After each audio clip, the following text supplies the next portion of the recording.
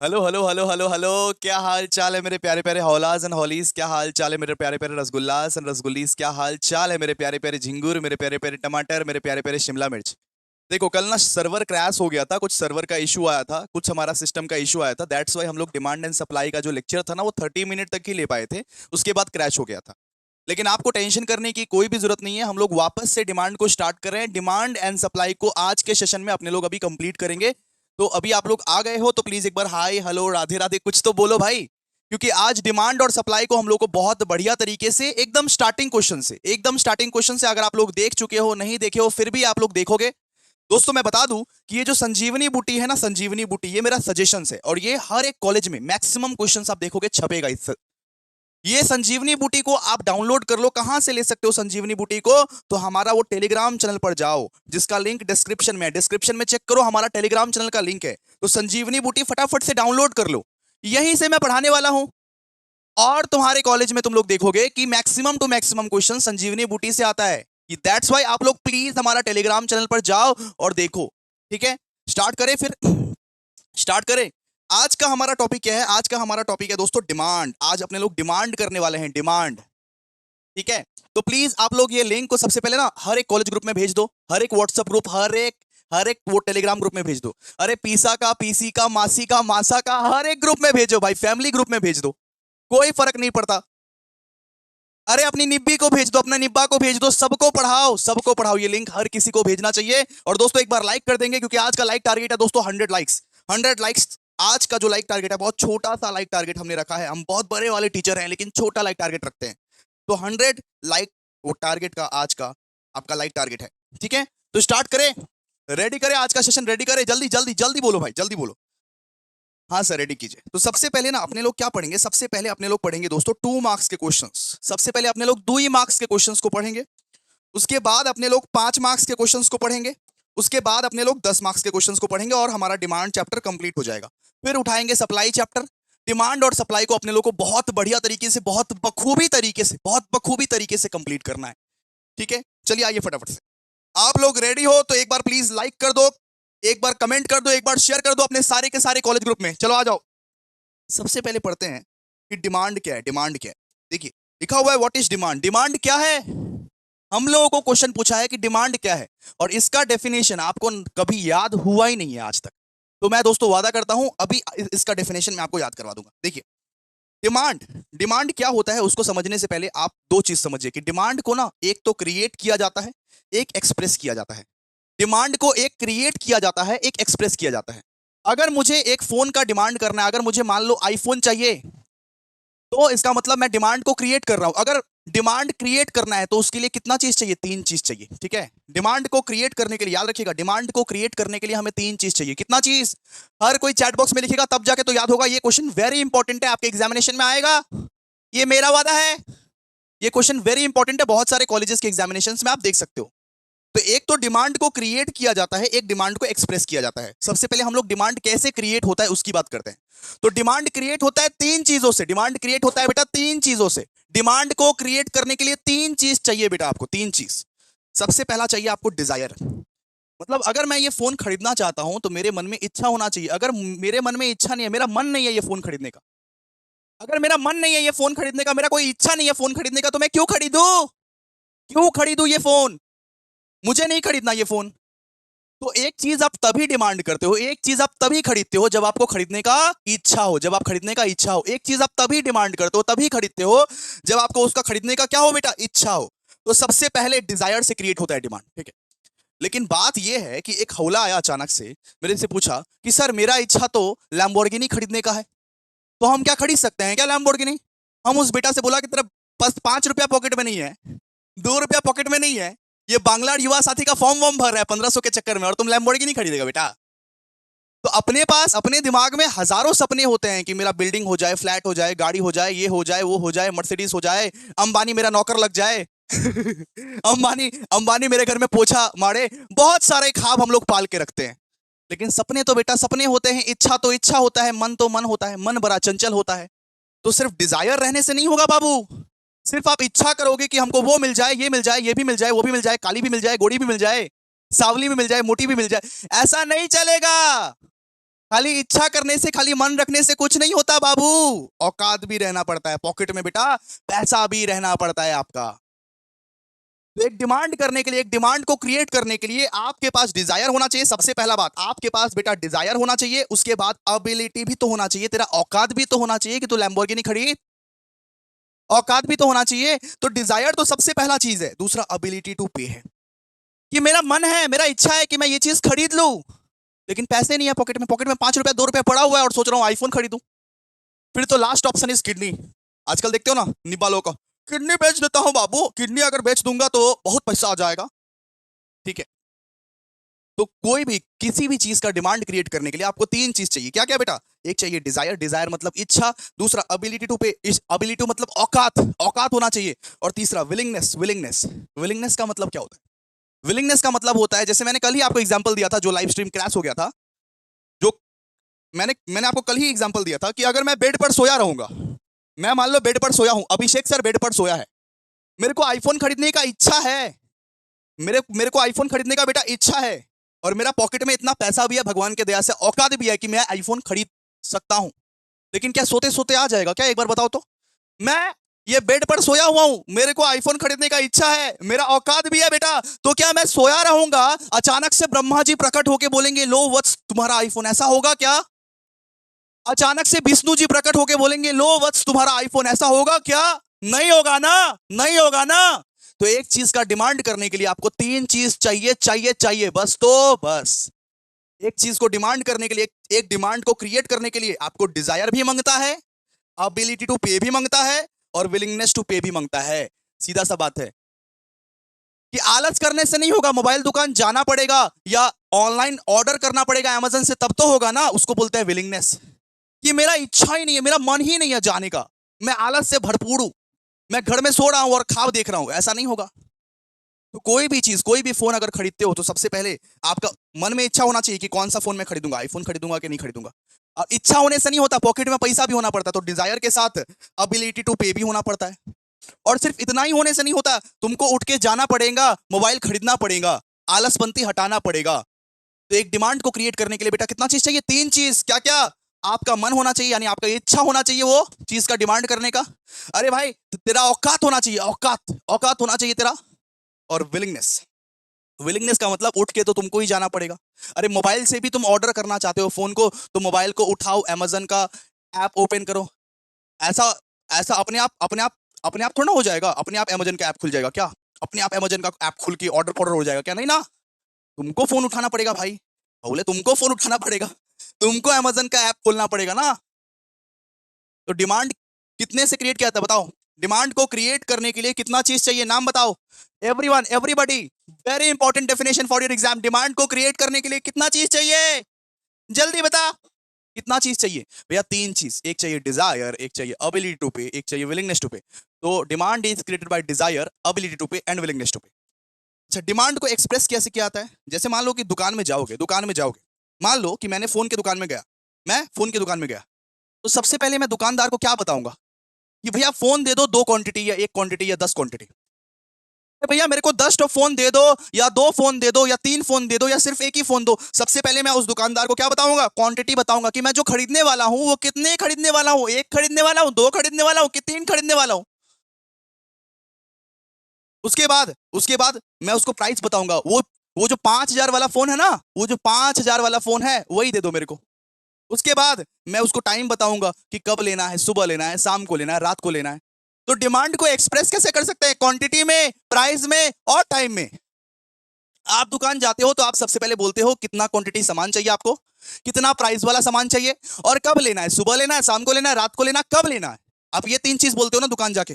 हाँ कि ना बोल भाई, हाँ कि ना बोल। पार्टिसिपेट नहीं करेगा तो मैं नहीं पढ़ाने वाला, मैं क्लोज कर रहा हूं सेशन।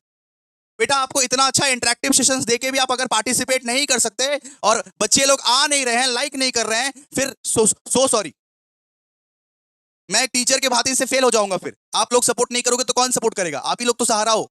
तो हाँ ना बोल। आप लोग प्लीज चैट बॉक्स में थोड़ा पार्टिसिपेशन दिखाओ, फिर तो मेरे को पता चलेगा कि मेरे हौले बच्चे पढ़ रहे हैं। तो डिमांड को क्रिएट किया जाता है तीन चीज से, Dzire, ability to pay and willingness to पे। और डिमांड को एक्सप्रेस किया जाता है क्वांटिटी, प्राइस और टाइम। आप जब दुकान जाते हो तो दुकान वाले को बोलते हो कि ये सामान इतने क्वांटिटी में दो, इतना प्राइस वाला सामान दो, और सुबह में, शाम को या रात को ये सामान भिजवा दो। ये ये 3 चीज बोलते हो ना आप दुकानदार को, बिल्कुल। बस हो गया, यही तो है डेफिनेशन, और तो कुछ नहीं है, यही है डेफिनेशन। डिमांड का डेफिनेशन यही लिख के आने का कि demand is created by Dzire, ability to pay and willingness to pay, and it is expressed by quantity, price and time। Demand जो क्रिएट किया जाता है वो Dzire, ability to pay and willingness to pay से, और इसको express कैसे किया जाता है? क्वांटिटी, प्राइस और टाइम से। ठीक है, क्लियर है ना? तो आप अपने से बना के लिख सकते हो। एक बार प्लीज डेफिनेशन को हर कोई चैट बॉक्स में लिखेगा, एवरीवन डेफिनेशन जो याद करवाए ना अभी, प्लीज एक बार चैट बॉक्स में लिखेगा, demand is created by Dzire, ability to pay and willingness to pay, and demand is expressed by quantity, price and time। मेरे को तो याद हो गया भाई, आप लोगों को तो याद हो ही गया होगा। क्रिएट कैसे करते हैं? 3 चीज से। एक्सप्रेस कैसे करते हैं? 3 चीज से। बात खत्म। अब देखिए, अब ये डेफिनेशन आपको करने का जरूरत नहीं है, बिकॉज आपको ऑलरेडी एक डेफिनेशन हमने करवा दिया, वो आप कर लीजिएगा, कोई दिक्कत नहीं है। लेकिन ये जो लास्ट वाला लाइन है, लास्ट वाला लाइन वो लिख दीजिएगा अपने आंसर्स का बड़ा के लिए। आप इतना छोटू सा आंसर लिखोगे चलेगा क्या? ना ना ना दादा, चोलबे ना, एक तो बोरो लिखते हो, एक तो बोरो आंसर लिखते हो, तो थोड़ा बड़ा करने के लिए आंसर्स को ये पॉइंट आप ऐड कर दीजिएगा, ये पॉइंट आप ऐड ऑन कर दीजिएगा। क्या? इट इज इंपॉर्टेंट बिकॉज, मतलब डिमांड इसीलिए इंपॉर्टेंट है, डिमांड इसीलिए इतना जरूरी है। कैसे हुआ, कैसे हुआ डिमांड इतना जरूरी, कैसे हुआ? मतलब डिमांड इसीलिए इतना इंपॉर्टेंट है क्योंकि डिमांड के वजह से आप प्राइस को डिटरमाइन कर पाते हो। डिमांड के वजह से आप एक कमोडिटी का प्राइस को डिटरमाइन कर पाते हो। डिमांड के वजह से आप अपना प्रोडक्शन को प्लान कर पाते हो कि कितना क्या प्रोडक्शन करना पड़ेगा। आपका जितना ज्यादा डिमांड रहेगा उतना ही ज्यादा आपका प्रोडक्शन करना पड़ेगा ना। डिमांड बहुत ज्यादा है आईफोन का, तो उतना ही ज्यादा प्रोडक्शन भी करना पड़ेगा ना। तो डिमांड के वजह से आप आपका सामान का जो प्राइस है उसको आप डिटरमाइन कर पाते हो कि कितना प्राइस का सामान सेट करूं। अगर सामान का डिमांड ज्यादा है, मान लो आईफोन का ही डिमांड, आईफोन 17 का डिमांड बहुत ज्यादा था, तो उस वजह से क्या हुआ? उस वजह से कंपनी ने 2-2 लाख में आईफोन बेचे। तो एक डिमांड की वजह से अपना आप प्राइस को डिटरमाइन कर सकते हो, आप अपना प्रोडक्शन को प्लान कर सकते हो कि डिमांड ज्यादा है, प्रोडक्शन ज्यादा करना पड़ेगा। और मार्केट के जितने भी डिसीजंस है, मार्केट के जितने भी डिसीजंस है वो आप आराम से ले सकते हो। तो डिमांड क्यों इंपॉर्टेंट है? डिमांड इसीलिए इंपॉर्टेंट है क्योंकि डिमांड हेल्प करता है प्राइस प्राइस को डिटरमाइन करने में, प्रोडक्शन प्लान करने में और मार्केट के डिसीजंस को लेने में। समझ आ गया सबको? हमने आपको याद करवा दिया दोस्तों, याद करने का कोई जरूरत ही नहीं है। Demand is created bye, demand is expressed by, वो सब लिख देना। इसके बाद ये वाला पॉइंट चेप के आ जाना, इट इज इंपॉर्टेंट। ठीक है, क्लियर है ना आप लोगों को? ओके भैया, ओके भैया, क्लियर है, क्लियर है, क्लियर है भैया। चलिए आइए देखिए, इसका कोई अगर स्क्रीनशॉट लेगा ले सकता है, स्क्रीनशॉट ले सकता है इसका। आप लोग प्लीज एक स्क्रीनशॉट ले लो फटाफट से, जल्दी से हौलापंती मत करो, स्क्रीनशॉट ले लो जल्दी से। हाँ सर, ले लिया, चलो आ जाओ। Next question, next question is what? Next question अपने को बोला है जो बचपन से अपने लोग पढ़ते हुए आ रहे हैं, what do you mean by demand schedule? Demand schedule क्या होता है? सुनिए, अगर हम लोग प्राइस और क्वांटिटी को एक टेबल में लिखते हैं, अगर हम लोग प्राइस और क्वांटिटी को एक टेबल में दिखाते हैं, एक टेबुलर फॉर्म में दिखाते हैं, एक टेबुलर स्टेटमेंट में दिखाते हैं, उसको अपने लोग क्या बोलते हैं? Demand schedule. अगर हम डिफरेंट डिफरेंट क्वांटिटीज, कितने कितने प्राइजेस में डिमांड किया गया है, उसको अगर हम टेबल पे दिखाते हैं, उसको हम लोग टेबल में दिखाते हैं, उसको हम लोग बोलते हैं दोस्तों डिमांड शेड्यूल। आपको ये समझ में हो सकता है नहीं आएगा, लेकिन सुनिए, देखिए, डिमांड शेड्यूल के 2 टाइप्स होता है। डिमांड शेड्यूल के कितने कितने कितने टाइप्स होते हैं बताइए? डिमांड शेड्यूल के 2 टाइप्स होते हैं। एक तो होता है बेटा इंडिविजुअल डिमांड शेड्यूल, एक होता है मार्केट डिमांड शेड्यूल। हर कोई चैट बॉक्स में लिखेगा डिमांड शेड्यूल के कितने टाइप्स होते हैं? 2 टाइप्स होते हैं बेटा, 2 टाइप्स होते हैं। सबसे पहले बात करते हैं इंडिविजुअल डिमांड शेड्यूल का। एक हौला सा बच्चा था, उसका नाम था ही मानसू। एक हौला सा बच्चा था, बिल्कुल आपकी तरह, हाँ बिल्कुल बिल्कुल आपकी तरह। एक हौला सा बच्चा था जिसका नाम था ही मानसू। वो अपनी गर्लफ्रेंड के लिए सोचा आइसक्रीम आइसक्रीम लेके जाऊं, क्योंकि वैलेंटाइंस डे चल रहा था, वैलेंटाइंस डे चल रहा था। वो अपनी गर्लफ्रेंड के लिए सोचा आइसक्रीम लेके जाऊं। तो देखिए, अब कौन कौन से सिचुएशंस में हिमांशु किस तरीके से डिमांड करता है। हिमांशु का डिमांड को जो रिकॉर्ड करेंगे ना, हिमांशु का डिमांड को एक टेबुलर फॉर्म में जो दिखाएंगे ना, सिर्फ और सिर्फ हिमांशु के डिमांड को, सिर्फ और सिर्फ एक कस्टमर के डिमांड को अगर हम एक टेबल पे दिखाएंगे, उसको बोलते हैं दोस्तों इंडिविजुअल डिमांड शेड्यूल। सिर्फ और सिर्फ हिमांशु के डिमांड को अगर एक टेबल पे दिखाएंगे, उसको हम लोग बोलते हैं इंडिविजुअल डिमांड शेड्यूल। जैसे कि एग्जांपल देखिए, जब आइसक्रीम का प्राइस 100 था, जब आइसक्रीम का प्राइस 100 था, तो हिमांशु बोला एक ही दो, मेरे पास पैसा नहीं है, আমার কাছে টাকা নেই, একটাই দাও। जब आइसक्रीम का दाम 50 हो गया, तो हिमांशु ने 4 डिमांड किए, 4 डिमांड किए। वो बोले 4 दे दो। जब आइसक्रीम का दाम 50 हो गया, शॉपकीपर ने बोला कि हिमांशु बाबू 50 रुपए में बेच रहा हूँ आइसक्रीम। वो बोला 50 रुपया, 100 रुपए में आइसक्रीम मिला करता था ना भैया, 50 रुपए में मिल रहा है, चार दे दो, चार चार चार चार दे दो। जब आइसक्रीम का दाम 25 रुपया हो गया तो वो 10 क्वांटिटी मंगवाया हिमांशु ने, और जब आइसक्रीम का दाम 10 रुपया हो गया तो वो 20 क्वांटिटी। आप देख रहे हो कि जैसे जैसे प्राइस कम रहा है वैसे वैसे डिमांड इसका बढ़ रहा है। अब देखो ना, ये कनेक्शंस को देखो, ये एक बार कनेक्शन रिलेशन को देखो, जैसे जैसे प्राइस कम रहा है वैसे वैसे डिमांड बढ़ रहा है। जैसे कल एग्जांपल दिए थे ना, मम्मी को मान लो कि लौकी 10 रुपए केजी ही मिल गया, मम्मी मार्केट में गई, मान लो कि लौकी या पटल 10 रुपए केजी ही मिल गया, तो अब मम्मी मम्मी क्या करेगी, सुबह शाम दिन रात लौकी बनाएगी, पटल बनाएगी। मम्मी से आप लोग पूछोगे, मम्मी ब्रेकफास्ट में क्या बनाया, लौकी। मम्मी लंच में क्या बनाया, लौकी। मम्मी इवनिंग स्नैक्स में क्या बनाया, लौकी। मम्मी डिनर में क्या बनाया, लौकी। हर समय लौकी लौकी लौकी लौकी लौकी। क्यों मम्मी, क्यों? आप परेशान हो जाओगे, बाद में पूछोगे क्यों क्यों ऐसा बना रही हो मम्मी। क्योंकि बेटा लौकी ना सस्ता मिला था, सस्ता मिला था तो ज्यादा खरीद के आ गए ना, अभी लिपटाना है ना वरना खराब हो जाएगा। तो जब इंसान को सस्ता मिलता है तो वो ज्यादा खरीद के आ जाते हैं। मम्मी को ना, मम्मी या पापा को आप देखोगे कि पटल अगर सस्ता मिलता है तो इतना इतना लेके आ जाते हैं अचानक से। अचानक से अगर मान लीजिए परवल अगर सस्ता मिलता है तो इतना इतना लेके आ जाते हैं। फिर आप लोग पूछोगे कि मम्मी ब्रेकफास्ट में क्या है, बेटा ब्रेकफास्ट में है पटल। मम्मी लंच में क्या है, बेटा लंच में है पटल। मम्मी मम्मी डिनर में क्या है, अरे बेटा वो डिनर में है पटल। हर समय पटल पटल पटल पटल पटल पटल पटल। अरे पटल खा खा के पक चुका हूं मम्मी, क्यों? क्योंकि बेटा मार्केट में ना पटल बहुत सस्ता मिल रहा था इसीलिए। तो इंडिविजुअल डिमांड शेड्यूल एक इंडिविजुअल की व्यथा को बताता है, इंडिविजुअल की कहानी को बताता है। अगर एक इंडिविजुअल को कोई भी सामान सस्ता मिलता है ना, कोई भी सामान सस्ता मिलता है ना, तो वो ज्यादा ज्यादा करके डिमांड करता है। जैसे आप लोग डिमांड में पढ़े हो कि प्राइस बढ़ने से डिमांड कमेगा और प्राइस घटने से डिमांड बढ़ेगा, वो फिलोसफी यहां भी अप्लाई होती है, लेकिन एक इंडिविजुअल की कहानी बताती है। इंडिविजुअल डिमांड शेड्यूल एक इंडिविजुअल की कहानी बताती है। अब इसी को एक ग्राफ में अगर प्लॉट कर देंगे, इसी को अगर एक कर्व में प्लॉट कर देंगे तो वो हो जाएगा डिमांड कर्व। वो उसको अपने लोग बोल देंगे इंडिविजुअल डिमांड कर्व। आप लोग पता नहीं इसको टफ क्यों समझते हो। एक इंडिविजुअल, देखिए, एक इंडिविजुअल शेड्यूल होता है कि अगर हम टेबल पे दिखाए तो उसको हम लोग बोलते हैं इंडिविजुअल शेड्यूल, और इसी को अगर कन्वर्ट कर दे एक ग्राफ में, ये हमारा बन जाता है individual demand curve, individual demand curve. और देखिए ना यहाँ पे क्या लिखा हुआ है कि there is a downward sloping curve from left to right. जैसे एक डिमांड का कर्व का होता है वैसा ही तो है नॉर्मली इंडिविजुअल डिमांड कर्व। ठीक है, आप बात समझे, सबको समझ में आया कि इंडिविजुअल डिमांड कर्व क्या होता है, इंडिविजुअल डिमांड शेड्यूल क्या होता है। अरे इंडिविजुअल डिमांड शेड्यूल को ही देखो, इंडिविजुअल डिमांड शेड्यूल क्या होता है, जब आप टेबल पे various various prices various various quantities लिखते हो, जब आप एक टेबल में वेरियस प्राइजेस वेरियस क्वांटिटीज लिखते हो एक इंडिविजुअल का, उसको अपने लोग बोलते हैं इंडिविजुअल डिमांड शेड्यूल। और जब उसको ही उसी चीज को आप ग्राफ में कन्वर्ट कर देते हो तो वो हमारा बन जाता है individual demand curve, individual demand curve, जो कि इनवर्स रिलेशन बताता है। इनवर्स रिलेशन मतलब प्राइस बढ़ेगा तो डिमांड घटेगा और प्राइस घटेगा तो डिमांड बढ़ेगा। यहां पे आप देख रहे हो ना इनवर्स इनवर्स रिलेशन, वैसे ही इनवर्स रिलेशन यहां पर भी बताता है। फिर बात करते हैं market demand schedule. Market demand schedule भी कुछ नहीं है, कुछ तोप नहीं है।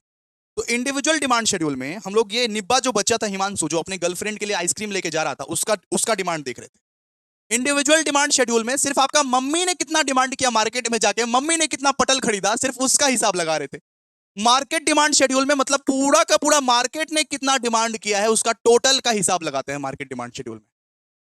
इंडिविजुअल डिमांड शेड्यूल मतलब सिर्फ एक कस्टमर ने, सिर्फ एक सिंगल कस्टमर ने कितना डिमांड किया उसका हिसाब लगाते हैं इंडिविजुअल में। मार्केट में मार्केट डिमांड शेड्यूल का मतलब है कि पूरा का पूरा मार्केट कितना डिमांड किया उसका जो हिसाब लगाया जाता है उसको अपने लोग बोलते हैं दोस्तों मार्केट डिमांड शेड्यूल। आइए ना देखिए ना, जैसे एग्जांपल लिया है रिमझिम का, सबसे पहला है रिमझिम, उसके बाद है धर्मवीर, धर्मवीर, उसके बाद है शमशेर। मान लीजिए मार्केट में तीन ही लोग हैं, इतना इतना इतना इतना लोग को तो नहीं बना सकते ना, मार्केट में तो बहुत लोग होते हैं, लेकिन भाई यहाँ मार्केट में तो हजारों लोग होते हैं, तो हजारों हजारों लोग का बना दे क्या यहाँ पे। मार्केट में मान लीजिए कि तीन ही लोग हैं, तीन ही लोग हैं, तो तीन लोग डिफरेंट डिफरेंट प्राइजेस पे कितना कितना डिमांड कर रहे हैं उसका हिसाब देखो। जब प्राइस 100 रुपया था, जब प्राइस 100 रुपीज था, रिमझिम ने एक क्वांटिटी डिमांड किया, फिर धर्मवीर ने एक क्वांटिटी डिमांड किया, शमशेर ने 2 क्वांटिटी डिमांड किया, तो टोटल मिला के हो गया 4। हम लोग टोटल ही गिनते हैं कि पूरा मार्केट का डिमांड कितना है। ऐसे ही जब प्राइस 50 था तो रिमझिम ने 4 क्वांटिटी डिमांड किया, फिर वो धर्मवीर ने 2 क्वांटिटी डिमांड किया, शमशेर ने 3 क्वांटिटी डिमांड किया, तो टोटल हो गया 9। फिर वैसे ही जब प्राइस 20 था तो रिमझिम ने 10 क्वांटिटी डिमांड किया, धर्मवीर ने 3 क्वांटिटी। तो अपने different different different different segments को हम लोग ना टोटल कर देते हैं। ये इसका जो टोटल कर देंगे ना तो हमारा क्या बन जाएगा मार्केट डिमांड शेड्यूल। और उसी मार्केट डिमांड शेड्यूल को अगर ग्राफ में प्लॉट कर देंगे तो क्या बन जाएगा बताओ?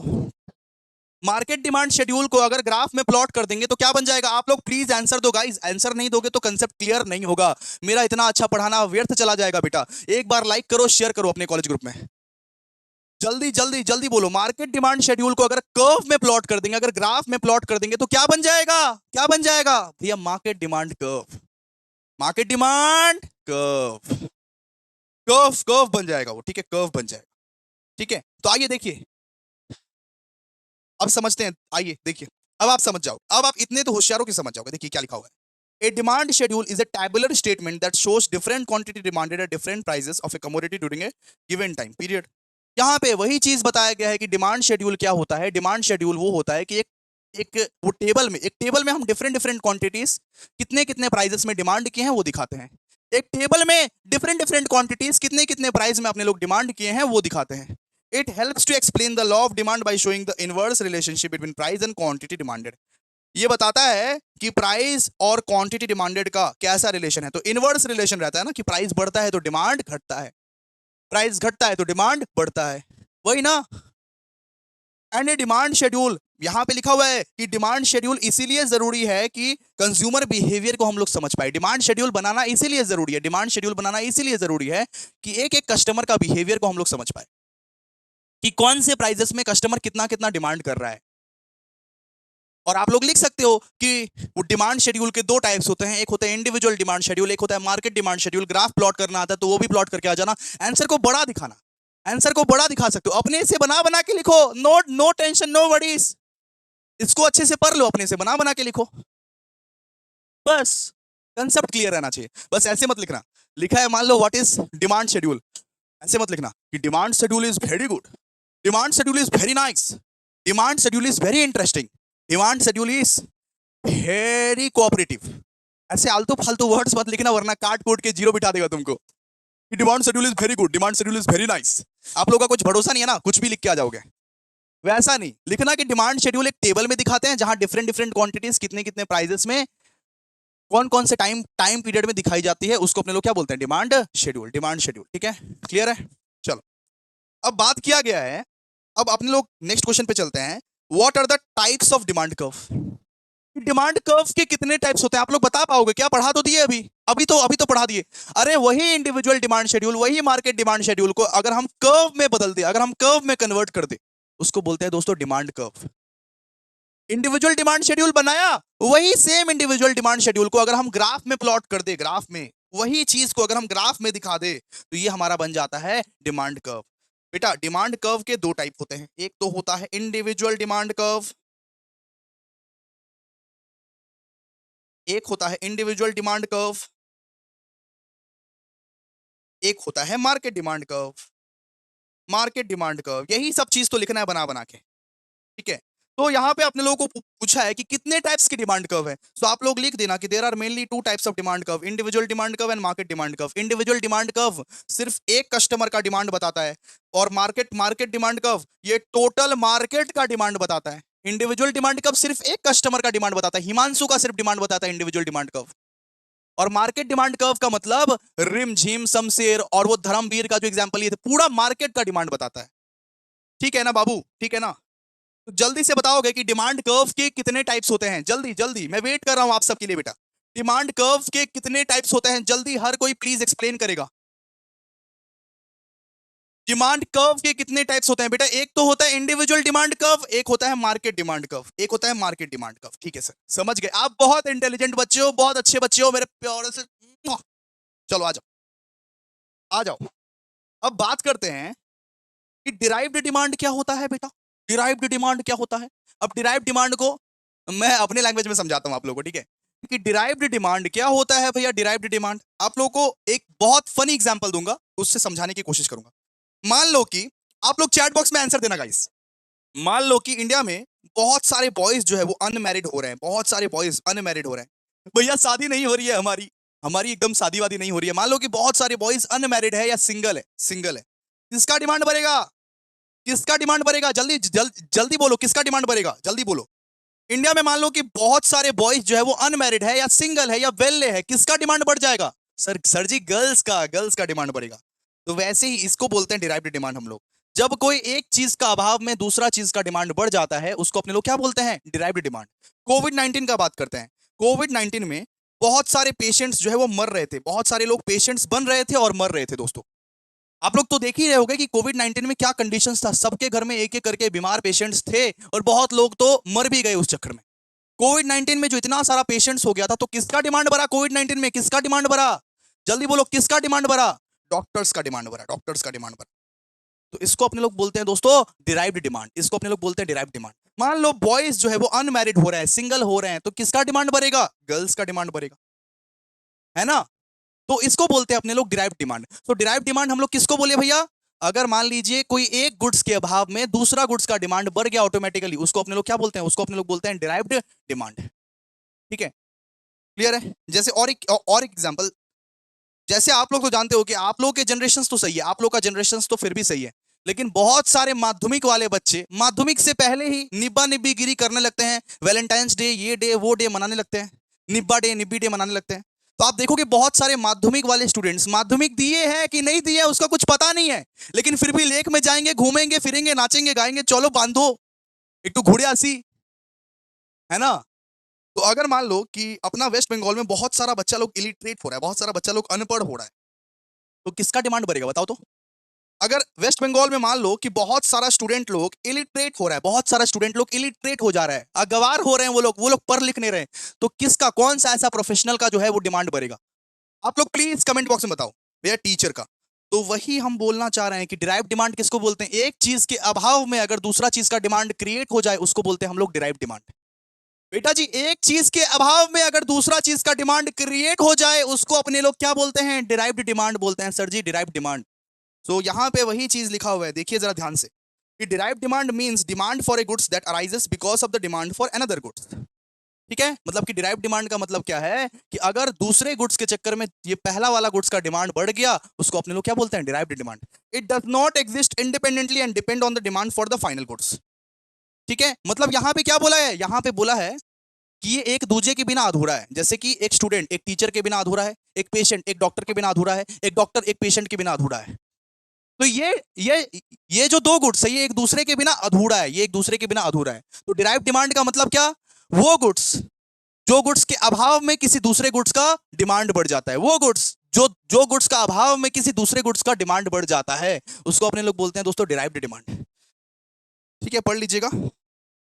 ठीक है, इसको रीड करना है, अपने कॉलेज के एग्जाम में जाके लिख देना है, बात बात खत्म। फिर बात करते हैं डिमांड फंक्शन क्या होता है? Demand function, demand function functional relationship बताता है किसका? जैसे कि आप लोगों को तो पता ही होगा कि डिमांड एक होता है और डिमांड के फैक्टर्स बहुत सारे होते हैं। मतलब एक डिमांड जो है वो प्राइस के वजह से, वो इनकम के वजह से, वो टेस्ट के वजह से, वो पॉपुलेशन की वजह से और बहुत सारे फैक्टर्स की वजह से डिमांड जो है वो अफेक्ट होती है। बहुत सारे फैक्टर्स की वजह से जो डिमांड जो है ना बेटा, वो अफेक्ट हो जाती है, अफेक्ट हो जाती है। तो ये उनका रिश्ता बताता है, डिमांड और डिमांड के फैक्टर्स का जो रिश्ता बताता है ना, उसको अपने लोग बोलते हैं डिमांड फंक्शंस, डिमांड फंक्शंस। ठीक है, आप लोग बचपन में तो पढ़े होंगे कि ना कि डिमांड को डिस्टर्ब कौन करता है? उसका प्राइस, उसका इनकम, उसका टेस्ट, उसका पॉपुलेशन, उसका प्रेफरेंस। कि डिमांड को अफेक्ट कौन करता है? तो डिमांड और उसके फैक्टर्स का जो एक फंक्शनल रिलेशनशिप बताया जाता है, उसको हम लोग बोलते हैं दोस्तों डिमांड फंक्शन, डिमांड फंक्शन। तो देखिए ना क्या लिखा हुआ है, a demand function shows the functional relationship between quantity demanded and its determinants, ये such as price, income, taste, population, prices of related goods. ठीक है, तो डिमांड और फैक्टर्स अफेक्टिंग डिमांड के बीच में जो रिश्ता बताया जाता है, जो फंक्शनल रिलेशनशिप बताया जाता है, उसको अपने लोग बोलते हैं दोस्तों, उसको अपने लोग बोलते हैं डिमांड फंक्शन, डिमांड फंक्शन। तो इसको लिखते कैसे हैं भैया? इसको इसको लिखते कैसे हैं? जैसे जैसे देखिए, हम लोग हम लोग डिमांड को ना डी बोल के लिखते हैं, डी ऐसे करके डी। तो डिमांड को कौन अफेक्ट करता है? डिमांड को कौन अफेक्ट करता है बताइए तो? एक डिमांड को कौन कौन अफेक्ट करता है? कौन कौन से ऐसे फैक्टर्स हैं जो अफेक्ट करता है? हाँ, डिमांड को उसके फैक्टर्स अफेक्ट करते हैं। तो डिमांड को प्राइस अफेक्ट करता है, डिमांड प्राइस की वजह से अफेक्ट होता है, डिमांड इनकम की वजह से अफेक्ट होता है, डिमांड कस्ट डिमांड वो टेस्ट की वजह से अफेक्ट होता है, डिमांड पॉपुलेशन की वजह से अफेक्ट होता है, demand substitute goods, complementary goods की वजह से अफेक्ट होता है, मतलब रिलेटेड कमोडिटी की वजह से। तो इस तरीके से अपने लोग लिख सकते हैं डिमांड फंक्शन। इस तरीके से अपने लोग लिख सकते हैं क्या? डिमांड फंक्शन, डिमांड फंक्शन की डिमांड किस किस की वजह से अफेक्ट होता है। ठीक है, मैं हल्का सा ब्रेक लेके आता हूँ, ठीक है, हल्का सा एक ब्रेक लेके आता हूँ। आप लोग तब तक डिमांड फंक्शन पढ़िए। डिमांड फंक्शन क्या करता है? एक फंक्शनल रिलेशनशिप बताता है किसका? क्वांटिटी डिमांडेड का और उसके फैक्टर्स का और उसके फैक्टर्स का, ठीक है। डिमांड और डिमांड के फैक्टर्स का जो एक फंक्शनल रिलेशनशिप है, एक रिश्ता है, उसको जो बताया जाता है उसको बोलते हैं दोस्तों डिमांड फंक्शन। डिमांड फंक्शन इसको इस वे में लिख सकते हैं, इसको इस वे में हम लोग लिख सकते हैं, ठीक है। वेट 1 मिनट में आता हूं मैं। 1 मिनट ब्रेक, इधर ही रहिएगा, ठीक है, इधर ही रहिएगा। हम अभी आते हैं, जस्ट जस्ट अभी आते हैं।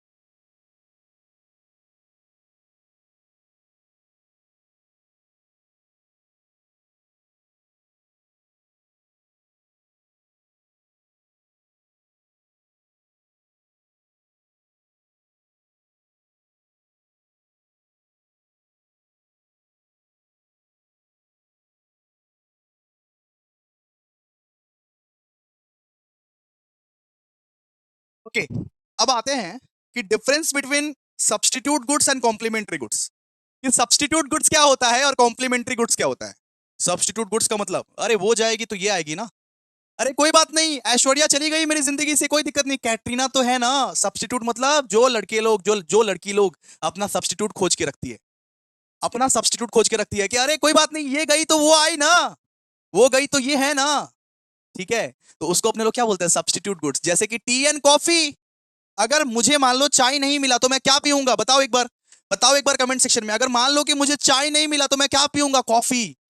तो वैसे ही सब्स्टिट्यूट गुड्स किसको बोलते हैं? जो एक पुराना वाला गुड्स को रिप्लेस करके एक नया वाला गुड्स को ले आता है, उसको अपने लोग बोलते हैं दोस्तों सब्स्टिट्यूट गुड्स। कि कोई बात नहीं, कैटरीना नहीं है लेकिन ऐश्वर्या तो है ना, कोई बात नहीं, ऐश्वर्या नहीं है तो कोई बात नहीं, आलिया तो है ना, ठीक है। बहुत सारे लड़का लड़की लोग ये वैलेंटाइंस वीक में सब्स्टिट्यूट का खेला खेलते हैं। कोई बात नहीं, वो चली गई जिंदगी से, ये है ना, उसको क्या बोलते हैं बाबू? उसको बोलते हैं सब्स्टिट्यूट गुड्स। सब्स्टिट्यूट गुड्स, तो सब्स्टिट्यूट गुड्स का मतलब goods that can replace each other. और कॉम्प्लीमेंट्री गुड्स का मतलब जन्मों जन्म का साथ है हमारा तुम्हारा। बहुत सारा निपा निपी को देखेगा, बहुत सारा निपा निपी को देखेगा, वो लोग ठीक से माध्यमिक पास नहीं हुआ, ठीक से वो लोग खड़ा नहीं हो पा रहा है, ठीक से वो लोग खड़ा नहीं हो पा रहा है, उनको उनको उनके मम्मी पापा बर्तन वर्तन मजवाती है घर में, और वो लोग जाके पार्क में बोलता है कि बाबू आमी तो तुम्हारे साथे जन्मों जन्मोर साथ থাকবো। अरे बाबू आमी तो जुगे जुगे साथ থাকবো, आमी तो 7 जन्मों साथ থাকবো। उसको बोलते हैं दोस्तों कॉम्प्लीमेंट्री गुड। कॉम्प्लीमेंट्री गुड्स मतलब हम तुम्हारे साथ ही जीवन बिताएंगे, मर जाएंगे, जी लेंगे, उसको बोलते हैं हम लोग कॉम्प्लीमेंट्री गुड। जैसे कि पेन एंड इंक। ये बताइए कि ये पेन के बिना इंक का कोई अस्तित्व है?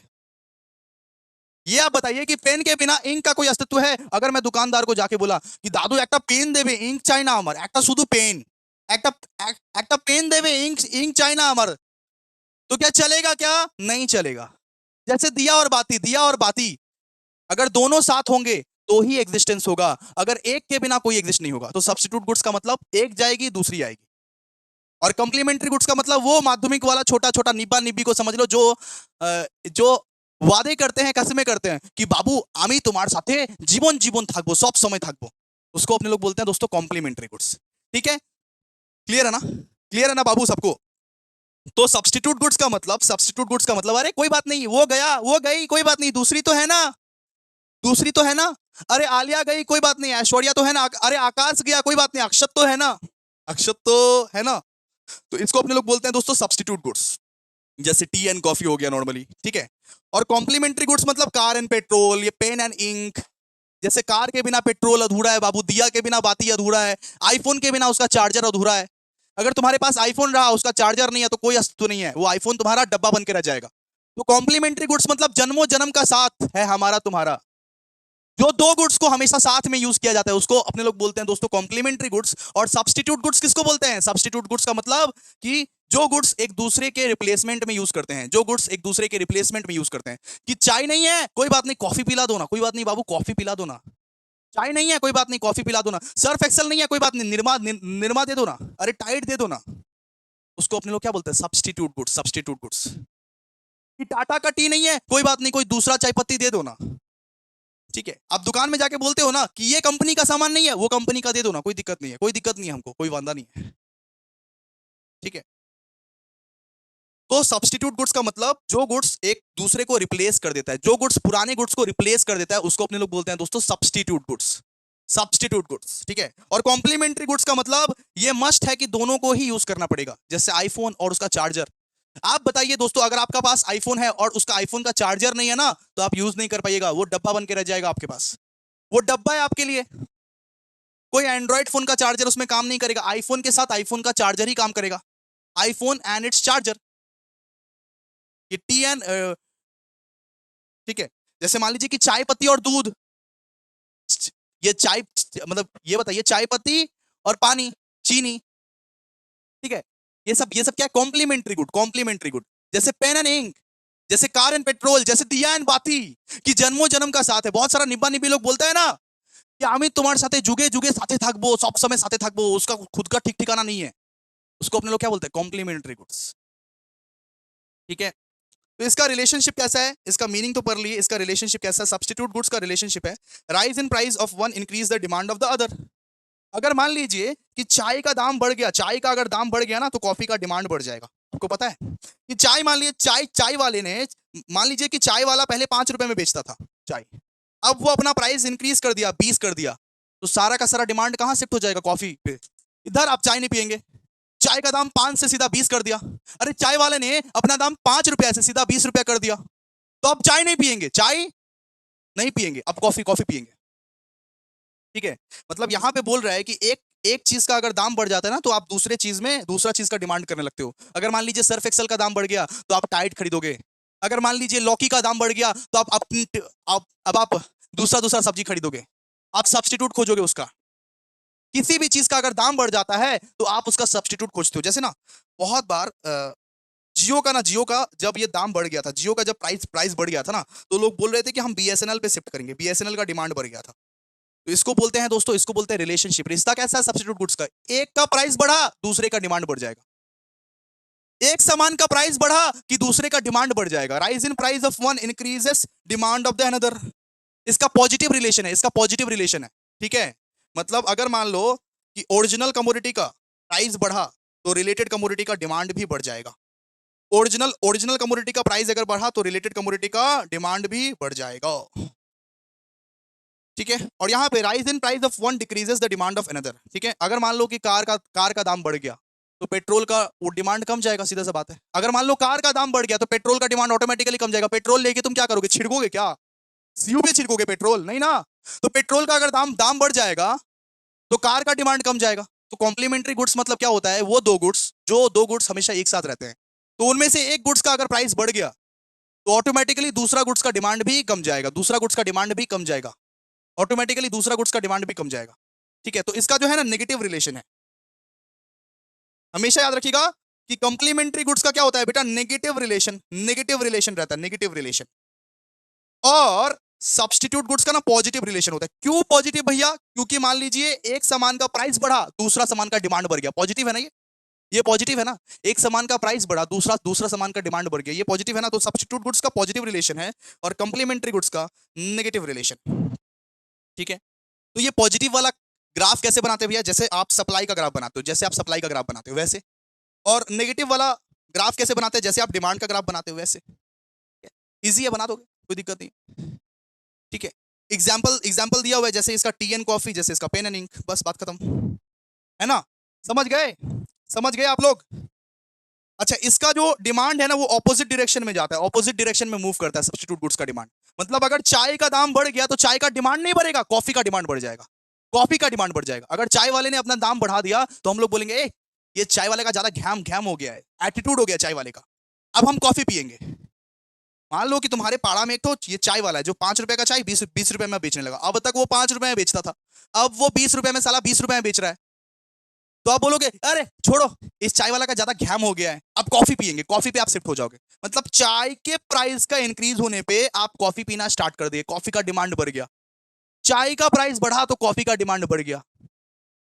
जियो का प्राइस बढ़ा तो बीएसएनएल पे लोग शिफ्ट होना लगे, बीएसएनएल पे लोग शिफ्ट होने लगे कि बीएसएनएल रे सिम नेबो বেশি ঘ্যাম হয়ে গেছে জিওর, এত এত টাকা নিচ্ছে। तो इसको अपने लोग बोलते हैं दोस्तों सब्स्टिट्यूट गुड्स, जहां पे डिमांड जो है ना वो ऑपोजिट डायरेक्शन में मूव करता है, ऑपोजिट डायरेक्शन में। मतलब प्राइस बढ़ा चाय का लेकिन डिमांड बढ़ा कॉफी का, प्राइस प्राइस यहां पे बढ़ा जियो का लेकिन डिमांड बढ़ा बीएसएनएल का। तो डिमांड यहाँ पे ऑपोजिट डायरेक्शन में बढ़ता है और यहाँ पे सेम मतलब ये कॉम्प्लीमेंट्री गुड्स में डिमांड जो है वो सेम डायरेक्शन में मूव होता है, सेम डायरेक्शन में मूव होता है। ठीक है, तो सब्स्टिट्यूट गुड्स का मतलब एक जाएगी दूसरी आएगी, एक जाएगी दूसरी आएगी, अरे वो तो है ना, ये गई वो तो है ना। और कॉम्प्लीमेंट्री गुड्स का मतलब जन्मों जन्मों का साथ है हमारा, हम दोनों एक दूसरे के बिना अधूरे हैं। कॉम्प्लीमेंट्री गुड्स का मतलब हम दोनों एक दूसरे के बिना अधूरे हैं। सब्स्टिट्यूट गुड्स का मतलब एक जाएगी दूसरी आएगी। Goods that can replace each other is substitute goods, and goods जो कि यूज टुगेदर है, जो एक साथ यूज किया जाता है, जैसे आईफोन एंड इट्स चार्जर, उसको अपने लोग बोलते हैं कॉम्प्लीमेंट्री गुड्स। ठीक है, आई थिंक आप लोगों को क्लियर हो गया होगा। प्लीज आप लोग बताइए, प्लीज आप लोग एक एक एग्जांपल बताइए सब्स्टिट्यूट गुड्स का और कॉम्प्लीमेंट्री गुड्स का।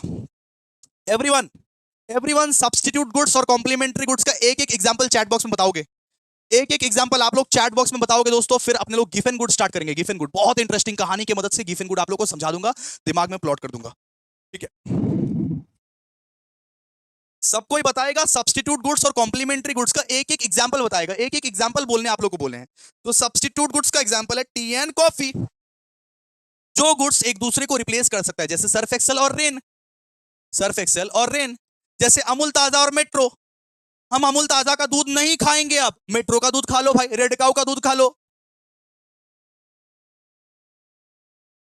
अब जैसे अभिषेक झा क्लासेस से नहीं पढ़ेंगे, दूसरा कोई क्लास से पढ़ ले भाई, दूसरा कोई क्लास से पढ़ ले। अभिषेक सर से नहीं पढ़ेंगे, दूसरा कोई टीचर से पढ़ ले। इसको बोलते हैं सब्स्टिट्यूट गुड्स। ও আমাকে ছেড়ে চলে গেল, কোনো কোনো কোনো কথা नहीं, কোনো ব্যাপার नहीं, অন্য তো আছে না, ও तो আছে तो, वो আছে तो, उसको अपने लोग बोलते हैं दोस्तों सब्स्टिट्यूट गुड्स। और कॉम्प्लीमेंट्री गुड्स का मतलब जो दो गुड्स एक साथ यूज किया जाता है, जो दो गुड्स एक साथ यूज किया जाता है। आप अगर बोलोगे कि संजीवनी बुटी পড়ে নেব কিন্তু অভিষেক স্যারের সাথে পড়বো না, তখন কিছু তুমি বুঝতে পারবে না, বিকজ আমার সঞ্জীবনী বুটি আমার ক্রিয়েশন, আমার থেকে আগে বুঝতে হবে ওই। ठीक है, और পরে তুমি বুঝতে পারবে। कॉम्प्लीमेंट्री गुड्स मतलब जो दो गुड्स एक साथ यूज होता है उसको अपने लोग बोलते हैं दोस्तों कॉम्प्लीमेंट्री गुड्स। आई होप आप लोग बहुत बढ़िया तरीके से समझ गए हो। Thank you so much, thank you. बहुत एफर्ट लगता है गाइस, इसीलिए प्लीज लाइक कर दो, रिएक्ट कर दो। अगर कुछ भी समझ में आ रहा है ना, लाइक कर दो, रिएक्ट कर दो। चलो आओ बात करते हैं गिवन गुड्स। गिवन गुड्स क्या होता है? आपको बहुत कंफ्यूजन हो रहा होगा, बचपन से ही इस गिवन गुड्स में बहुत ज्यादा कंफ्यूजन हो रहा होगा। ठीक है, एक स्टोरी सुनाता हूँ, वो स्टोरी से सब कुछ आपको क्लियर हो जाएगा। सुनो, रियल स्टोरी, हाँ रियल स्टोरी, एकदम रियल स्टोरी। ये पता है गिवन गुड्स का नाम कहां से पड़ा? एक रॉबर्ट गिफिन बोल के एक आदमी था। ठीक है, रॉबर्ट गिफिन बोल के एक आदमी था, वो रहता था आयरलैंड में। और एक दिन आयरलैंड का कोई सिटी में वो गया, कोई शहर में वो गया, वो रहता था आयरलैंड में और आयरलैंड का कोई शहर में वो गया। और वो सिटी में जाके देख रहा है कि पटैटो यानी पता है आप लोगों को पटैटो क्या होता है? आलू। वो वो जाके देख रहा है कि वहां पे आलू का दाम बढ़े जा रहा है, बढ़े जा रहा है, बढ़े जा रहा है, लेकिन फिर भी लोग आलू ही डिमांड किए जा रहे हैं। वो ये देखता है, ये जो रॉबर्ट गिफिन है वो ये देखता है कि प्राइस ऑफ द पोटैटो जो है वो इंक्रीज किया जा रहा है, फिर भी लोग डिमांड ज्यादा उसी का कर रहे हैं, ऐसा क्यों? बहुत बहुत बहुत ज्यादा कंफ्यूज हो गया। वो बोला कि इधर लॉ ऑफ डिमांड नहीं अट्रैक्ट करता क्या? हम तो सुने हैं कि प्राइस प्राइस अगर बढ़ता है तो डिमांड कम जाता है। लेकिन वो देख रहा था कि पोटैटो का दाम इंक्रीज किया जा रहा था, इंक्रीज किया जा रहा था। वो देख रहा था आलू का दाम बढ़ रहा है बेटा, बढ़ रहा है, बढ़े जा रहा है, बढ़े जा रहा है, बढ़े जा रहा है, फिर भी लोग डिमांड किए जा रहे हैं, किए जा रहे हैं, किए जा रहे हैं, किए जा रहे हैं, किए जा रहे हैं। वो बड़ा कंफ्यूज, रॉबर्ट गिफिन बड़ा वो कंफ्यूज। बोला कि क्या हो रहा है, এটা কি হচ্ছে कि आलूर दामটা বাড়ছে তাও लोग डिमांड করছে। वहां का एक इंसान उसको देखा, वहां का एक इंसान उसको देखा कि ये रॉबर्ट गिफिन बहुत बहुत एकदम पगलाया पगलाया ऐसा लग रहा है। वो ऐसे बोला কি হলো দাদা, কি ব্যাপার তোমার, কি হলো তোমার, ऐसे करके पूछा वो। ठीक है, सर आयरलैंड में भी क्या ऐसे करके बोलते हैं, अरे मैं समझा रहा हूं ना तुमको।